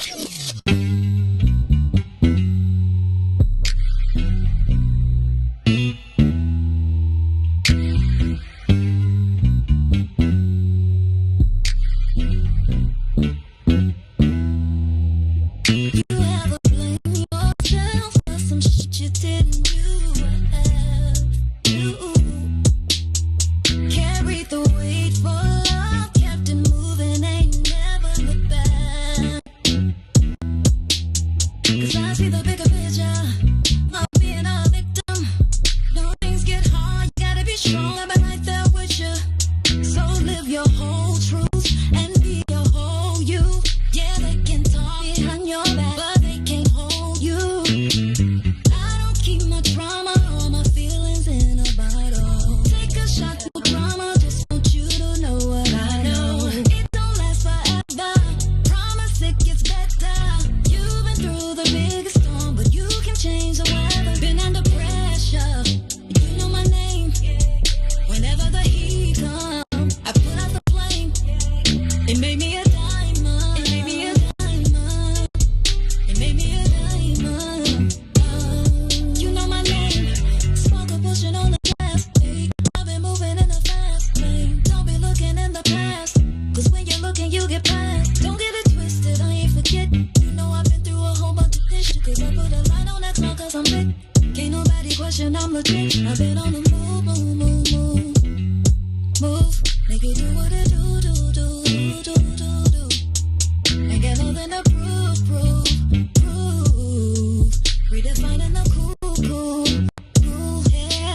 I don't keep my drama or my feelings in a bottle. Take a shot, no drama, just want you to know what I know. It don't last forever, promise it gets better. You've been through the biggest storm, but you can change the weather. Been under pressure, you know my name. Whenever the heat comes, I put out the flame. It made me a diamond. It made me a diamond. It made me a diamond. Oh, you know my name. Sparkle, sparkle. Sparkle, sparkle. Sparkle, sparkle. Sparkle, sparkle. Focus on your mission and get to your bag. Get to your bag. Push the mission you got. And they see you get it, your haters get mad. Focus on your mission and get to your bag. Get to your bag. Push your mission you got.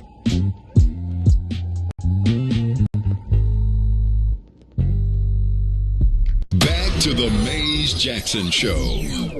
You are listening to the most dangerous show. This is What's in It for the Black People Radio. Maze Jackson. Maze Jackson, the most vociferous advocate for black people in the world. For Ruthie Moore, for Ty Stroger, I am the host of the Maze Jackson Show, asking every single day, what's in it for the black people? And if you don't like it, you can still tell them Maze said, Mayor Lightfoot, man, we ain't accepting that. We ain't accepting that.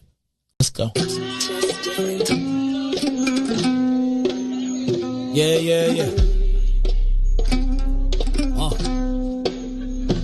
Let's get down to business and go ahead and address the facts. Man, Lightfoot seems more lesbian than black. Rami was another case. He was just as tired. 50 closed schools left much to be desired. Police had Anjanette naked on that body cam. They suppressed the footage so it couldn't touch a lot of hands. Reminds me of that 16 shots in that cover up. Both of them similar, so I went and dug it up. George Floyd killed, a lot of riots happened in the town. Southside burned and they wouldn't let them bridges down. Grandmother sick, need a prescription and plus a couple groceries. You gon' have to travel just to get it now. COVID-19 out here shutting all the business down. Not enough SBA loans to even give around. So many failed businesses that you could put them in the pile. If you don't survive the pandemic, it's gonna sit you down. We sing, dance, play ball, entertain, and crack jokes. Government infested black neighborhoods with crack smoke. System that milked us so bad we got lactose. Still trying to find out what's in it for us black folks. We sing, dance, play ball, entertain, and crack jokes. Government infested black neighborhoods with crack smoke.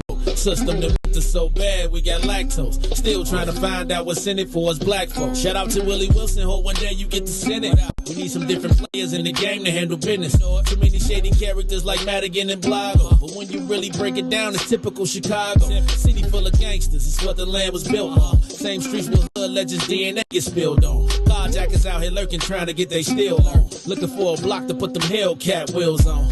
Let us give bogus appraisals a red line. Car crackers out here getting minimal fair time. And I'm concealed carry, I stay with the pipe. But Illinois gun laws giving minimal rights. Stay up on the swivel, make sure I'm moving tight.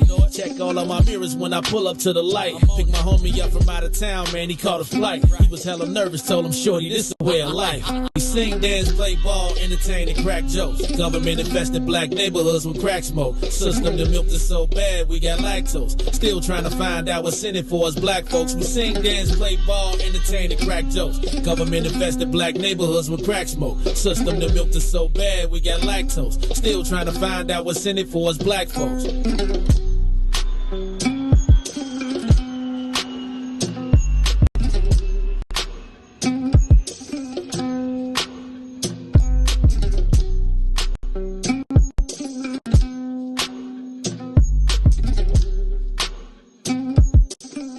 Wake up, Chicago.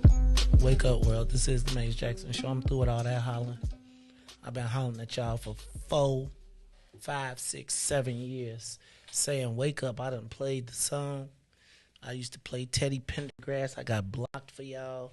My love of black people has paid some dividends, and they ain't been the goodest ones all the time. I just had and then I'm going to bring on our guest, but I just had a crazy text about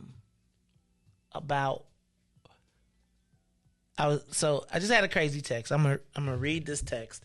It will remain anonymous, but I should have probably went with Chewy or something a long time ago. Ain't that it's tough for me to say.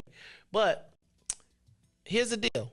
The Democratic Party used black women to take out Ken Duncan and were rewarded. Tony Preckwinkle went against my wife.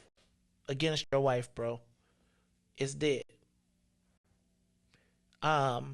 Never would Chewy go against Iris.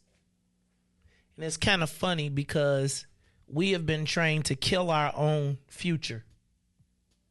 And we have been practicing it for other people. And now, here we are. And, yo, man. So, you know, I have disparaged the Black and Brown Coalition really because I've been looking at it all wrong. I think it should be the Brown and Black Coalition.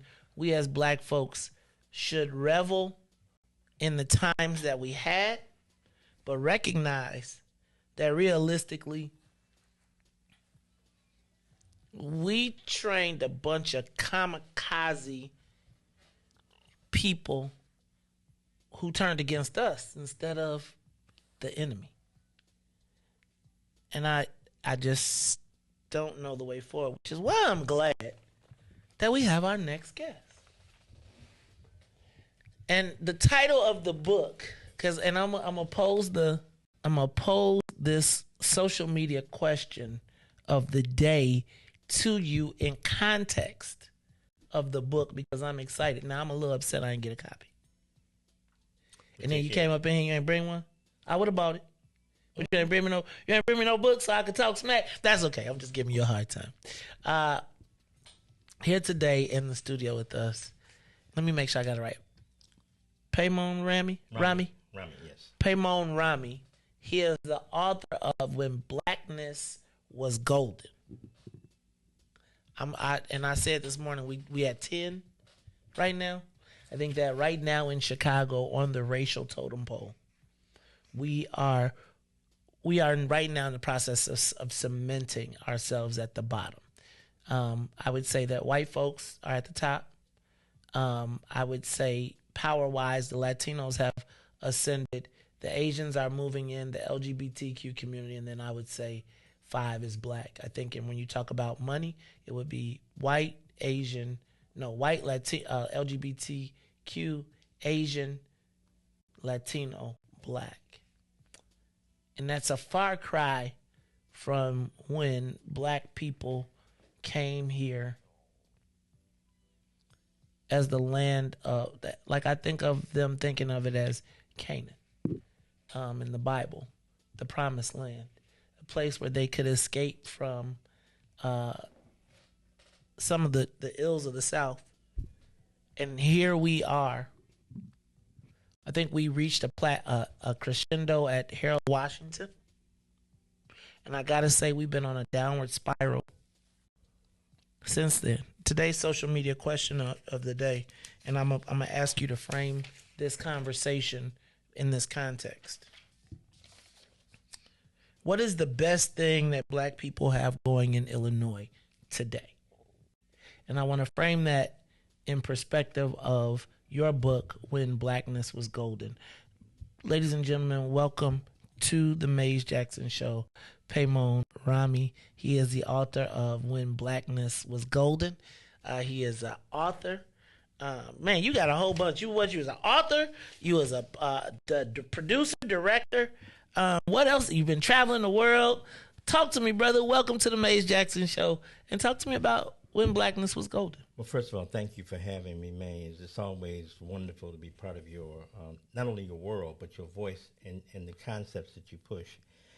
You know, when to answer your question in terms of what are the better things that we have here, the first thing that comes to mind are cultural institutions. In Chicago, black people own more cultural institutions than any place else in this country.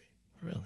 That we own, that we develop. And that's in theater, that's in film, that's in museums, that's in art centers. So there is a cultural movement that doesn't get a lot of publicity, but is in fact something that brings visitors to the state. It is something that sets the standard for what we believe about ourselves. It gives reflections to our children as to what they should feel. And so that would be my first comment. Now, in terms of when Blackness was golden, I had the great fortune of growing up in the 60s, during a period of time where your question that you raised constantly, which is what's in it for the black people, was part of the mental drive of people normally. It was a time when we were more concerned about the group than the individual, and that shifted. So you had organizations. You had, for example, the African American Patrolmen's League. Mm-hmm. The African American Patrolmen's League was created to do two things. One, to protect the officers themselves, but also for them to tune into what was happening within the black community. And you can go across the board from the black psychologists to the musicians to the singers that were more interested in the upliftment of our people than they were as individuals. And a couple of things happened. One of those is that we sent our children away to college. And when we sent them away to college, a lot of them didn't come back. You know, if they went to Alabama State, they stayed in Alabama. They went to Howard, they stayed in D.C. And so that fragmented a lot of families around the country as well. But I think that the other thing that was very prominent during that period were the number of institutions that we had the ability to be able to go in and have the kind of discussions and discourse that you have with people on your show. The Communiversity, which was a place on the weekends where you could go and get educational information. Professors would go there and they would teach for free. The Topographical Research Center, which was on 75th Street, which was designed to deal with the topographical issues related to black people, where we were, how we were moving. You had the Afro Arts Theater, which was the place that germinated the Earth, Wind, and Fire, as well as Shaka Khan. And we can go down the line from the development of the first black museum to the development of the oldest African-American art center in America, the Southside Community Art Center, which is celebrating 82 years. The DuSable is celebrating, I think, 60. The ETA, the theater, is celebrating 50 years. Jackie Taylor is celebrating a number of those years as well. So I wanted to focus the book on two things.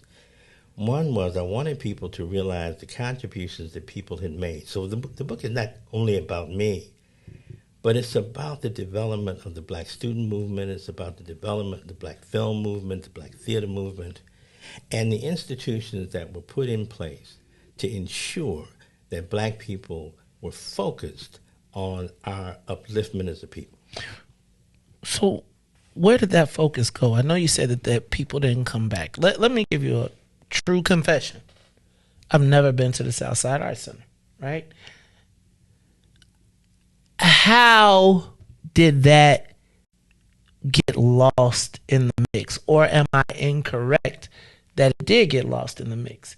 And why does it seem like now to ask the question, what's in it for the black people, particularly to our political community, seems so offensive and becomes such a catalyst of...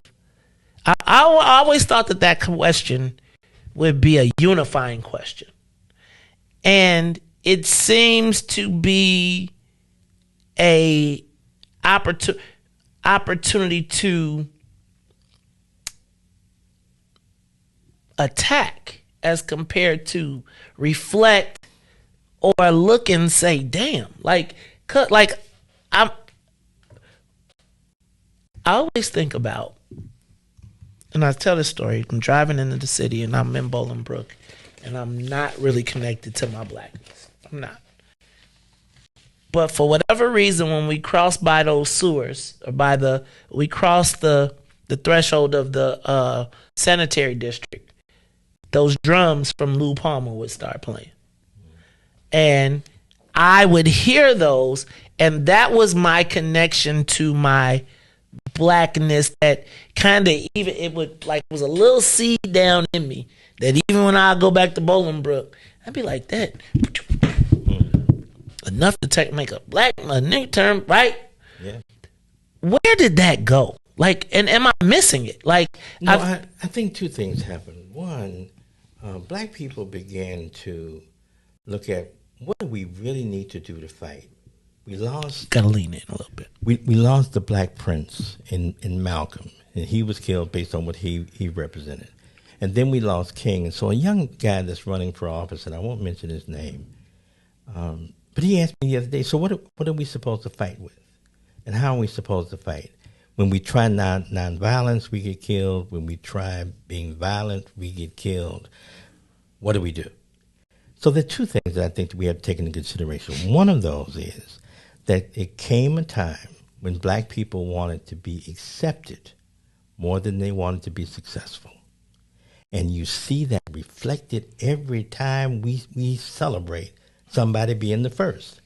Because all being the first represents is the fact that we've been shut out. There's a statement in my book that says the only thing that keeps black people from succeeding is not letting us compete. And so what do we say to our children? We developed an African American curriculum for CPS, and it was an interdisciplinary curriculum that I supervised the development of. Black parents and teachers said they didn't want to teach the curriculum because it would make black children angry. Well, we need to be angry. You need to tell them what to do with that anger, but we need to be angry.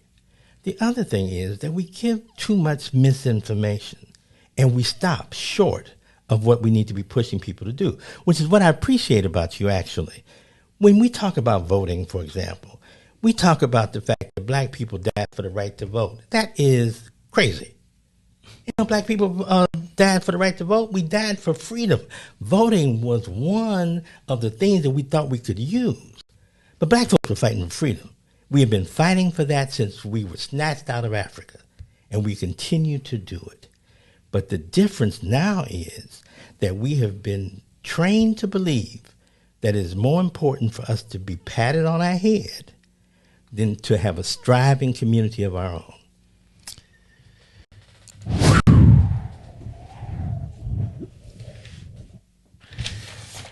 Talk to me about this need for acceptance. Like, can I tell you something?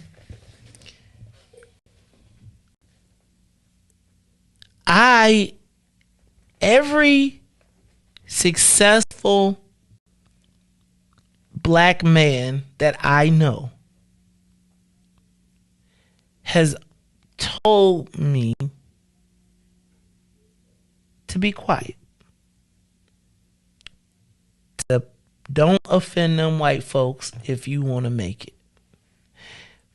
And I feel like there was a time when black success, right now I think black success is dependent on white benevolence as compared to black success. When Harold Washington was created, in my mind, there was black people who made their money doing business with black people.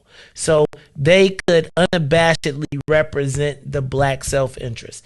As that great era of black folks went away and we became social service millionaires, as our investment no longer came from us working for our people, then we wound up pushing another philosophy, which was for the black folks to keep being still being successful.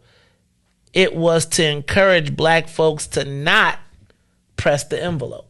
I feel like it used to be a time when we sent our representatives to them to tell them what we wanted to be with them. Like, so when you look at a Bill Dawson, yeah, he had to bow down, but he was going up saying daily, if you want us, this is what you're going to have to do for me, my people, etc. Now it seems as though they kill those people, get rid of those people, and then put people who come and tell us what they want us to do, and they feel like their job is to tell us what to do for the white folks as compared to the other way around. There was a time when our movement was new. It was new. As a result of that, the media felt that it was newsworthy. So if you had a march, all of the cameras would cover it. When you had a speech by Malcolm, it was on TV, or King. Then it became a time when the media said, we're not building any more black messiahs. So I challenge you on the comment about when people say that we shouldn't fight, that we shouldn't challenge, we've always done it. We've always had the Malcolms versus the Kings. We've always had the Du Bois and the Garveys. You know, we've always had both sides of that balance. The difference now is that those strong voices don't get the kind of coverage that they used to get, and they're constantly silenced. So do we need people to stand up? Do we need people to make sure that our investments are taken care of? The only purpose of politicians is to share resources, right? But they sharing our resources. So tell me, how do we see that play out for us, though? Because I feel like they feel like their job is to really share our resources with everybody else, not bring them back home. Well, that's part of it. I think, you know, there's a fact that I think that people have to be able to accept, and that is that irrespective of who's in office, white people's interest is always protected. Always. They don't have to worry about it. But we do.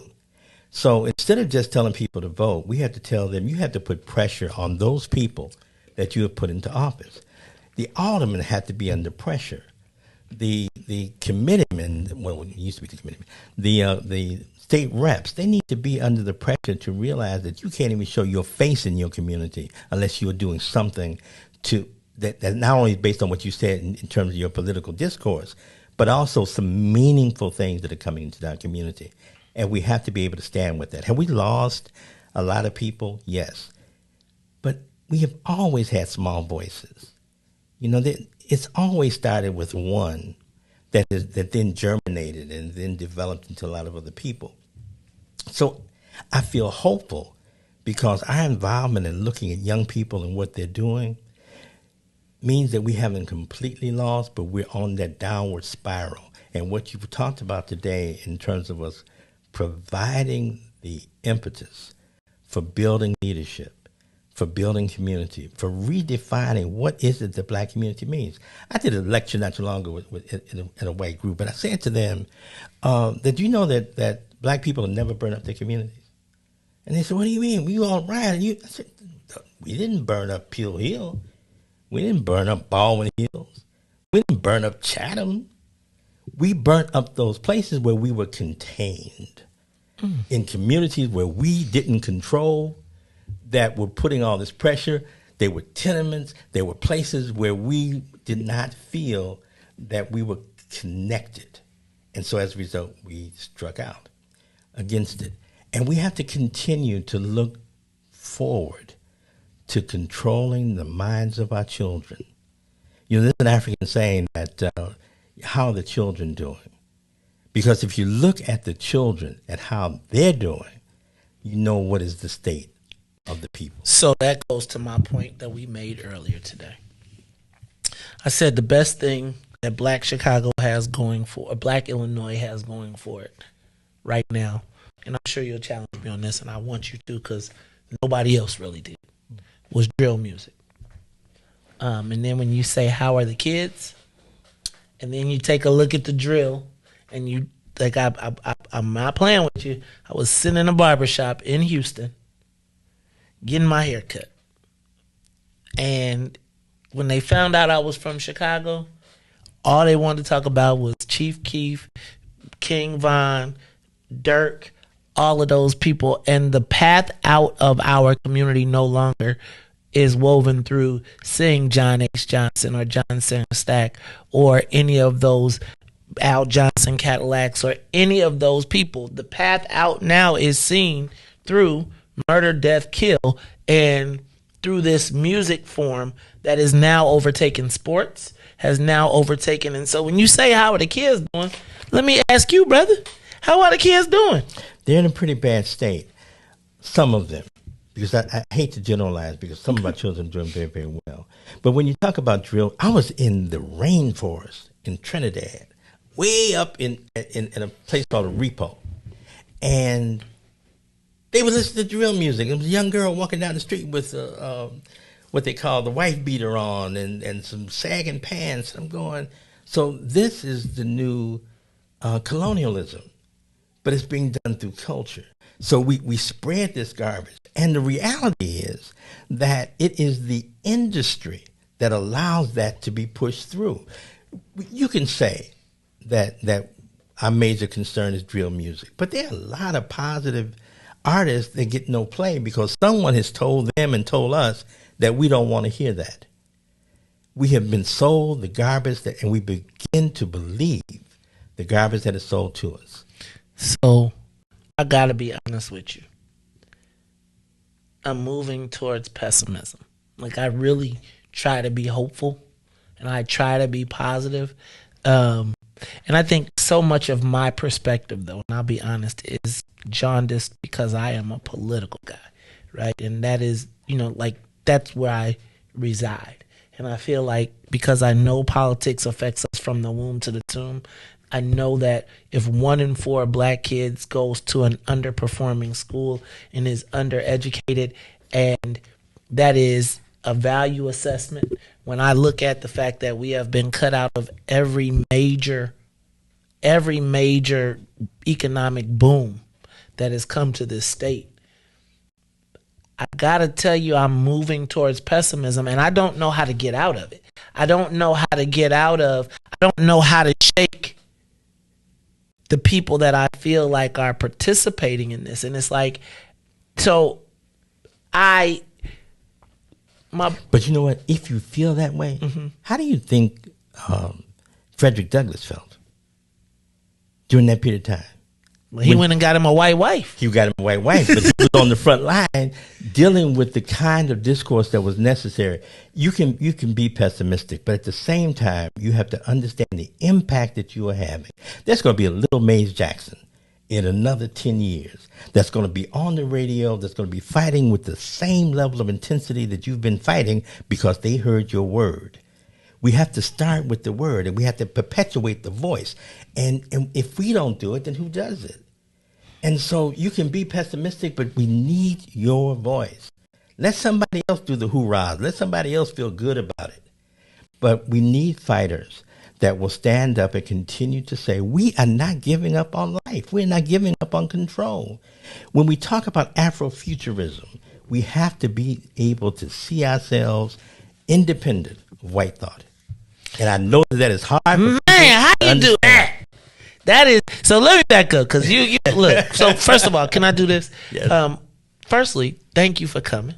Second of all, we're going to have you come to Obsidian, right? So I don't know if you've heard about Obsidian, but it is a place that we have created for black thought, dialogue, and conversation. Where do black people go to talk about the world's problems? Where do I get to sit down next to you and we sit down, whether you having tea or a beer and I'm having beer or something else, where these conversations have, because we've become so siloed and the thought leaders are disconnected from the actual people that are doing it, from the politicians, etc. But I'm going to tell you, this is one of the, and so part of what we want to do is do 20 days of positive pro-black programming that allows people to better themselves, to build. And so I want to continue this conversation. I think you got a bunch of topics, but we got to talk about the book some, man. Yes. Talk to me about the book. You done got me engaged somewhere else. Talk to me about the book. First of all, give me the book. Okay. Because we don't, no sense in. So here's the book. It is When Blackness Was Golden. Because I told y'all this morning I felt like it might be 10. Talk to me about When Blackness Was Golden and what can I find in that book. And you got a bunch of tabs in there, which means you got some. I do have some markers. Talk to me. The book starts with a look at when I was born, which was the 1950s. And I started in the 1950s primarily around the time that Emmett Till was killed. And what some of your listeners might not realize is that during that period of time, black people, black men specifically, were not able to even look white people in the eye. There were laughing barrels in St. Louis, where if a black person was walking down the street and they found something funny, they had to stick their head in the barrel so that white people wouldn't think they were laughing at them. We couldn't eat vanilla ice cream except on the 4th of July. If we were driving down the street. What? Back up. Okay. So, look, I'm about to put the camera on you, so I want you to look straight ahead. Don't look at me. Look at that camera. All right. Talk to the people. There was a period of time when we couldn't eat vanilla ice cream except on the 4th of July. There was a period of time when if we were driving down the road, we could not pass a white person, no matter how slowly they were driving. Because if we did, we would be stopped and harassed. If you look at the 50s, the number of people that were still lynched, Emmett Till's death, that was the 50s. And then you get to the 60s. And this is after the death of Malcolm and the beginning of the development of the Black Power movement. So you go from black people not being able to look white people in the eye to black people standing up and pushing the notion of black power, independence, manhood, womanhood, and so forth. And so I tried to cover that period, and a number of the people in Chicago that participated that people now would not even remember ever existed, because we have a really very short historic DNA. Lord, don't we forget everything. We forget. They done whooped us, beat us down in 2.2 seconds. We'd be like, least offensive. And we ain't still. Go ahead, I'm stopped. Let me you talk. No, but you're right, because that's the point. I mean, we have been forced into making the choice of the least of the evils in the election process, in the leadership process. We are in a position where people are making the selection of who are our leaders, who are our writers, who gets to be on TV and who doesn't. And so part of the book dealt with how we came about moving from this period of subjugation to the beginning of the development of independence. And if you look at the organizations that were formed during that period of time, each one of them, if you talk about the Urban League, the UNIA, Marcus Garvey, got over 20 million people, members, and had no social media, had no TV. The man got on a soapbox and got 20 million. 20 or 2 million? 20. Over the period of time. He had 20 million members around the world. What? Garvey was incredible and ignored. And we've constantly ignored the movement that he created and the reason why it existed. And so if you look at Garvey, if you look at Operation Push, if you look at the Nation of Islam, all these things were developing around the time, and all of them were interested in developing a way to improve the quality of life of black people. Now, did some of them sell out? Did some of them get paid off? Did some of them lose their way? Did some of them get to be pessimistic? And so they got to the point where they just kind of gave up. Did you get tired of fighting? I know all of us do.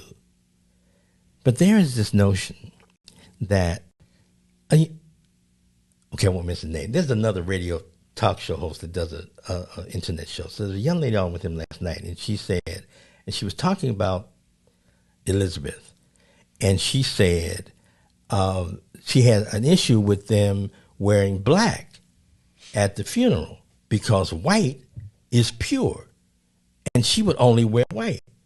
And I'm going, do you understand what that means? Like, what is it about white that is pure? For real.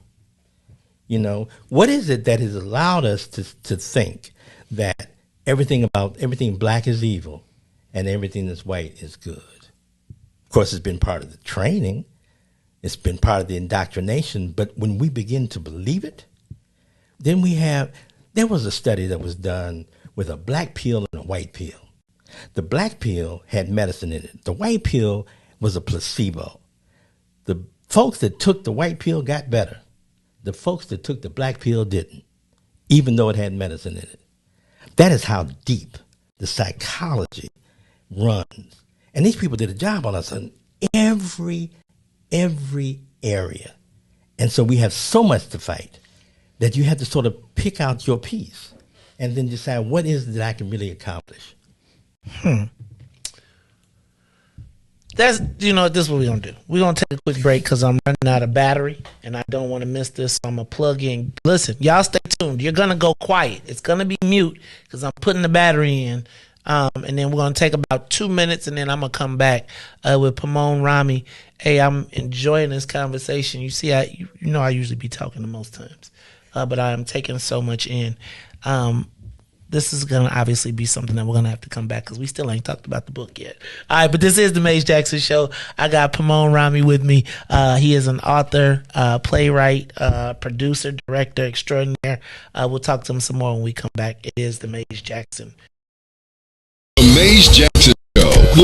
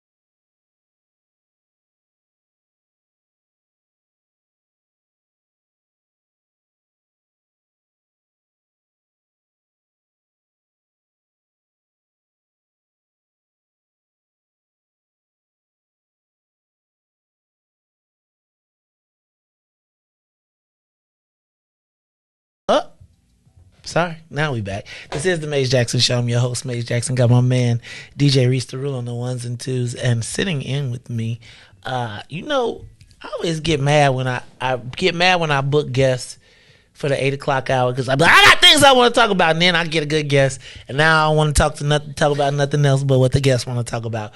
Here with us is Pemon Rami. He is the author of When Blackness Was Golden. I see, but he said when, which means it ain't, which means currently. So where is Blackness now? If it was golden then, what is it now? Oh gosh, it's maybe leaning towards silver. Silver? Dang, man. You remember you used to get a silver chain? You had to wash that joint every day. You had to re-clean it and do whatever. It'd be turning colors on you and everything.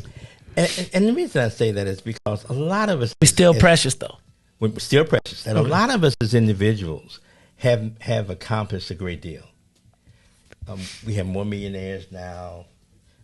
We had more businesses. We had more politicians. But the community has not benefited in the way that it should. Now, help me understand that. Why is that? Can I read something? Man, it's your book. You read All right, it. so I grew up in Stateway Gardens, right? Stateway Gardens, the low end? The low end. Uh-oh. The low end. And when I was working for Chicago Housing Authority, I ran across a report about a guy named John Calhoun. He wrote a report which was called the Behavior Sink, which was a rat experiment. Oh, I heard about this. Go ahead. He built a rat utopia with unlimited supplies of food, water, and no predators because he wanted to see what would happen if that. I really thought this was a joke. I did not believe this was real. This is a real thing. This is a real thing. My mom used to talk about this. Go ahead. This is a real thing. And so once the crowding began, they began to exhibit erratic behavior. They began to fight. They began to randomly attack. According to the study, their breeding habits changed drastically. The rats began to become hypersensual. They began to neglect or even eat their own children. That report was done before they opened the housing projects. And I found it at the Housing Authority. So they knew what the outcome of clumping people into those areas were going to be. When I talk about it being golden, we have to inform our children that the most important thing for you to do is to give back to the community from which you come. One of the examples that I use is the Negro Ensemble Company, which was a theater company in New York. And they ended up going out of business. But the Negro Ensemble Company was the place where most of the major stars were created, from Denzel to Isabel Sanford. You can go all down the line. Most of them worked there. But they were never educated to the importance of sustainability of an institution. So with all the millions that they made, there's no way in the world that theater should have gone out of business.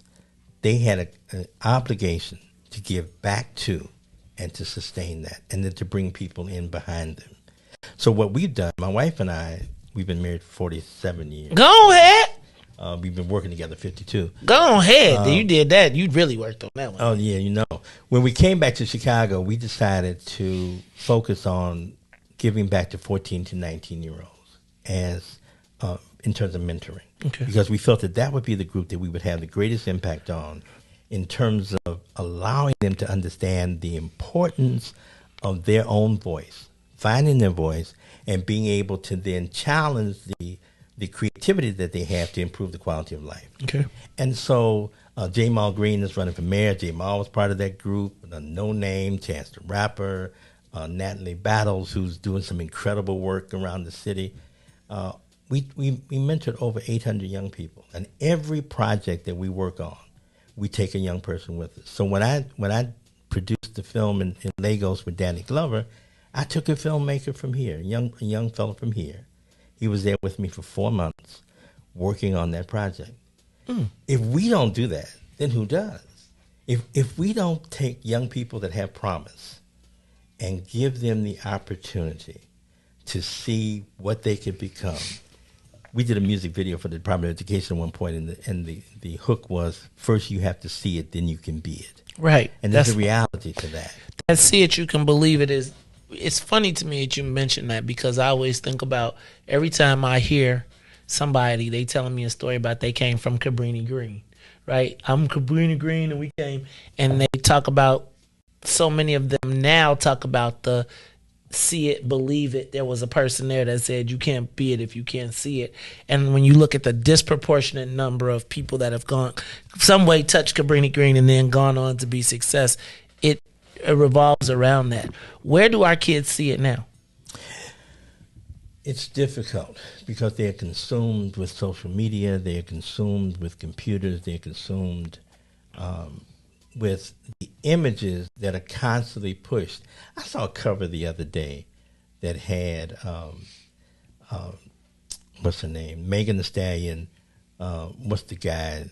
that does Shotta. the country music, the brother that dresses in the pink and stuff. Oh, you talking about Lil Nas X. You knew that one pretty Lil quick. Nas. Go ahead. Him and Cardi B and a couple other people on the covers of this magazine. And I said, so what is the white counterpart to them in terms of imagery, in terms of objective of what these people represent? What is the white counterpart? And they probably exist, except we don't see them as much.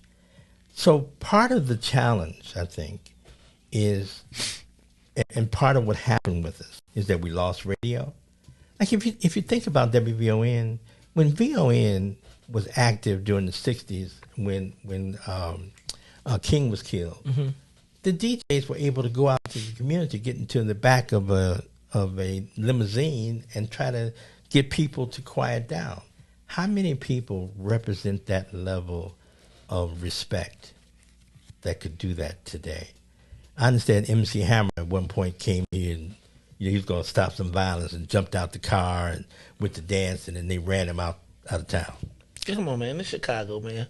Right. She thought you was you better whoa over there. Right. Exactly. And so I think that part of our challenge is that we don't control media. So we don't even know the good things that we're doing. And there's a lot of good work being done. There are a lot of organizations that are doing positive work. But do we know it? We put on an event around being bipolar. And there was 400 people at this event. And most of them didn't know the services that were available to them. And a lot of them were organizations that were providing services and didn't even know each other. And so where do we find it? If you ask young people today, like, where do you get your information from? Like who is your trusted person? Siri. Yeah. Hey, Siri. Yeah. Siri. And there's no telling what you're going to get when it comes from Siri, you know. So, and a lot of times people don't even check. You know how the memories come up on Facebook? Mm-hmm. So my wife put something up a couple of days ago, which was a memory from 2019. And then she got these messages from people, I'm going to be there, you know, because it advertised an event, but it was from years ago. So you don't even read the information that comes before you. You just take it as fact. Where do they get it? They get it from listening to people like you. They get it from the organizations that still exist that they can find their way into. I say to young people a lot, whatever you're deciding that you're going to consider doing, you have to be able to go into that environment, volunteer to see whether or not you're really interested. An example of that would be medicine. You know, you can say you want to be a nurse or doctor until you see blood, until you smell some blood and you fall out. You know, so we have to do, I think, a better job of advertising what we do, letting people know the services that we do, and stop being so driven by those groups that have been accepted that pulls us away from the groups that have existed for a long period of time. For example, ETA, I mentioned them, the theater, they've been around for 50 years. But there are more black people going to support the work of the Goodman when they do one black play, or the Court Theater, then go there. And it's the same thing we saw with the Negro Leagues. Jackie It's the Robinson, same one thing man that we got it done. see with What's in it for the Black People media.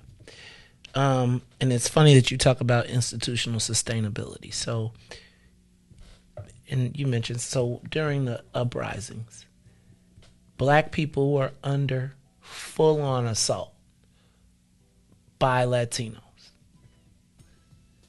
I'm going to be honest with you, I treasure my spot, and I treasured my spot at the old location because I felt like I sat in a place where the community trusted me to give them real information and real direction.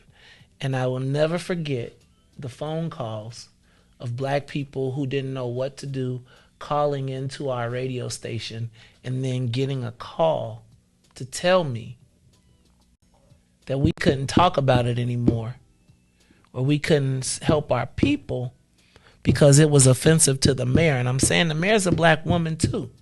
And these are our people being assaulted. How did our institutions go from being institutions of empowerment and protection for black people to really vehicles for white propaganda. Like I think of like the Tribune, the Sun, like all of our institutions are sustained. Like our media is controlled by social services. Like whether I can get a social service contract, so black people can't. How did we lose our institution? I think two things happened. The first was that we began when we begin organizations, whether it's a black radio station, whether it's a black theater, whether it's a museum, it starts from the heart. It starts from a cause. It starts from you wanting to do something or to get rid of a problem.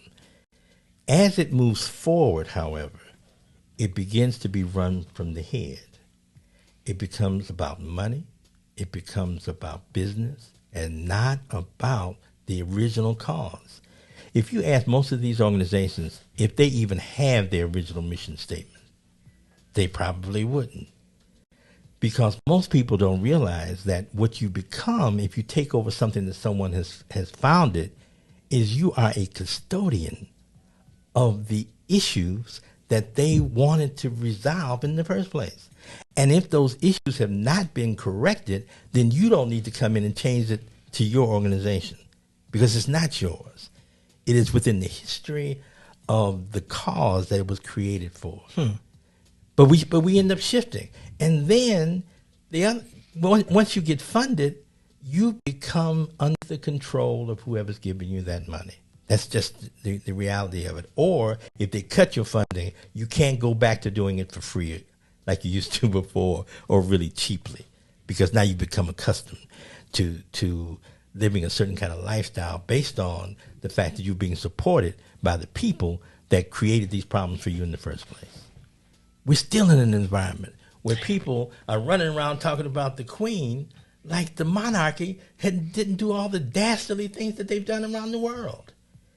They roll a carriage that is a demonstration to their colonial control. And we talk about how beautiful it is. What is wrong? You mentioned Lou Palmer. It's enough to make a Negro turn black. And if it's not, it ought to be. So look, we did not talk about the book. But we did. But so that's, you know what, we did. Yeah. But I got to get a copy, so I'm gonna head over to the Silver Room a little bit later on the day, and I'm gonna pick up a copy. Now tell me where I can get copies though, because it's on all. Pull out the bookmark. They got all the good stuff on it. The bookmark. The book is available at Amazon, Barnes and Noble, Book Baby, Baker and Taylor.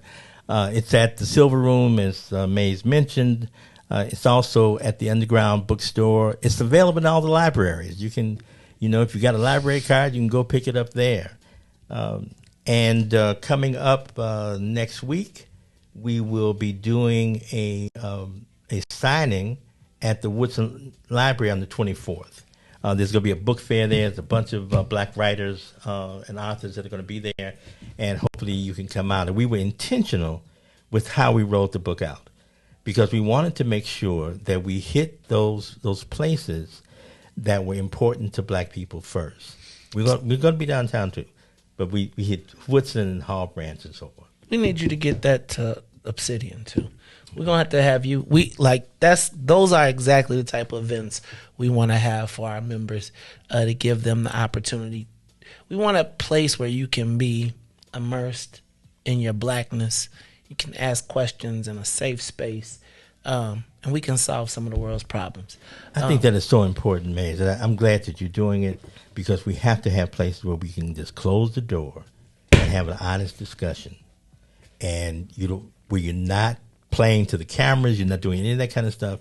You're really just sitting down and being strategic about how we move forward.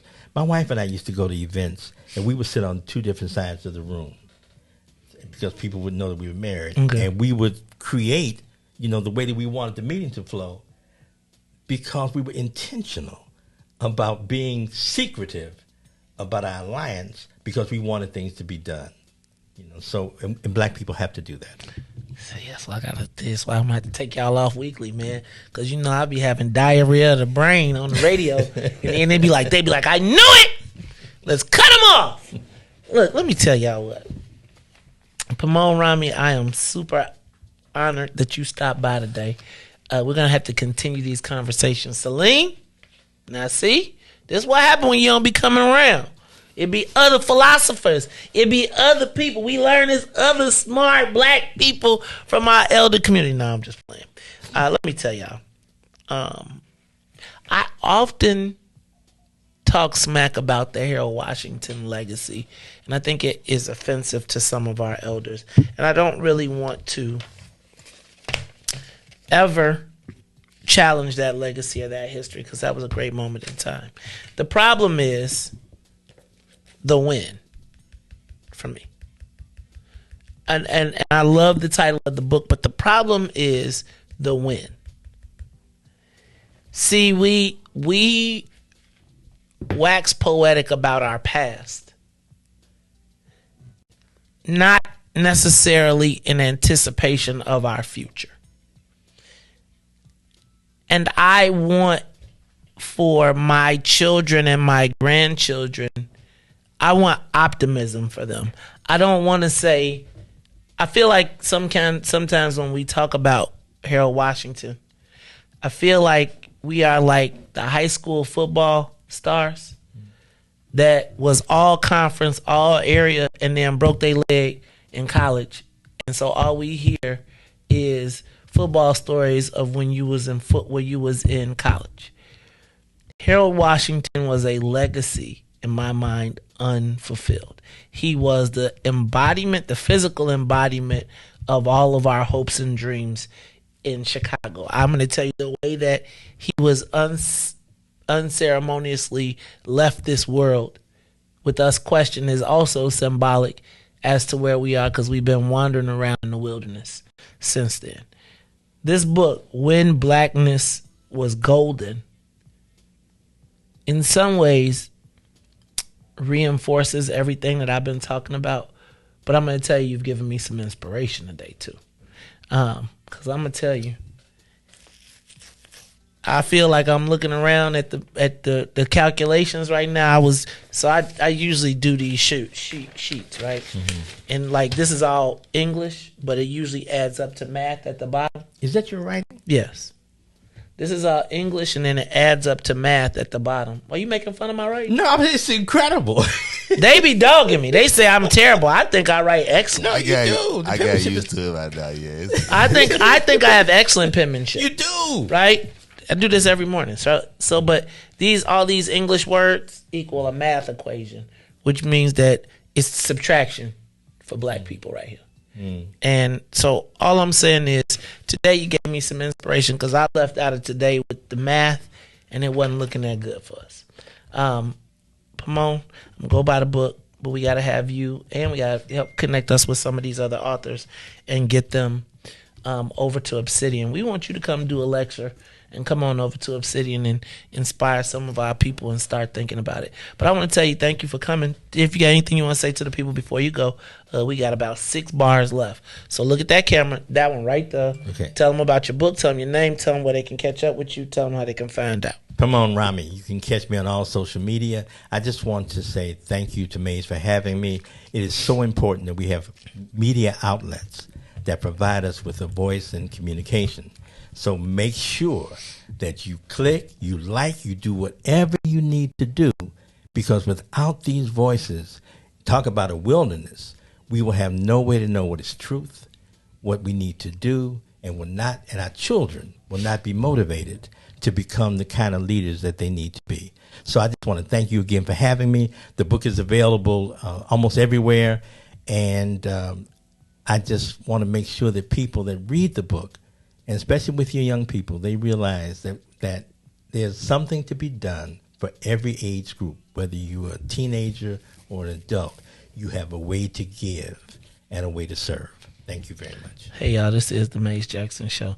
Hey, Hope, I know you said that Harold Washington, Carol Mosley Braun, one and done. And you said, hold on, who else did you say it led to? It said Carol Mosley Braun, one and done, and you gave me one more, one and done. I'm not disrespecting their legacies. I am saying that essentially they cut us off. Oh, and you said Obama, right? How did that work out for us? Can I ask you a question? How did Obama work out for us as Black Chicagoans? Not very well. And the reality is that we have to look at what politics means when you put black people in a position where they have a sense of leadership but are not in a controlling position. Because not only do they not have the power of the organizations behind them, but they also don't have the power of the people behind them. And we have to force our leaders to be recognized, but we also have to force them to really be leaders as well. And you're right. You know, you put a mayor into a position, we feel good about it, but what's he capable of being able to really change without the benefit of having a mass of people behind him to push his objectives forward? It's not enough to just have a face, you know. We have to go beyond I'm that. so crazy because, you know, I want to support black so bad, but it's almost like I be looking and it's like the black folks have been convinced that they got to ignore black people to be successful, but they got to use us. Look, we'll be talking forever. You done at least relieved. You took a brick off my soul today. Well, that is wonderful. You took a brick off my soul today. Let me thank y'all. Thank you for coming, Tennille. Shout out to Aunt Tennille for demanding that you be on the show. And she's like, I just love when I talk to him. I can understand why. And so I hope that this isn't our last conversation, whether it's here at the show or whether it's at Obsidian or in the other places. Y'all make sure. Do you have a website? No, but you can find me on Facebook, Instagram.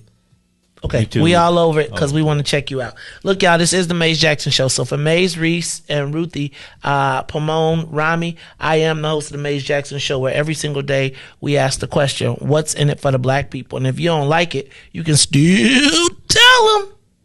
Maze said, we out of here. Peace. Let's get down to business and go ahead and address the facts. Yeah, Lightfoot seems more lesbian than black. Rama Manuel's another case, he was just as tired. 50 closed schools left much to be desired. Police had Anjanette naked on that body cam. They suppressed the footage so it couldn't touch a lot of hands. Reminds me of that 16 shots in that cover up. Both of them similar, so I went and dug it up. George Floyd killed, a lot of riots happened in the town. Southside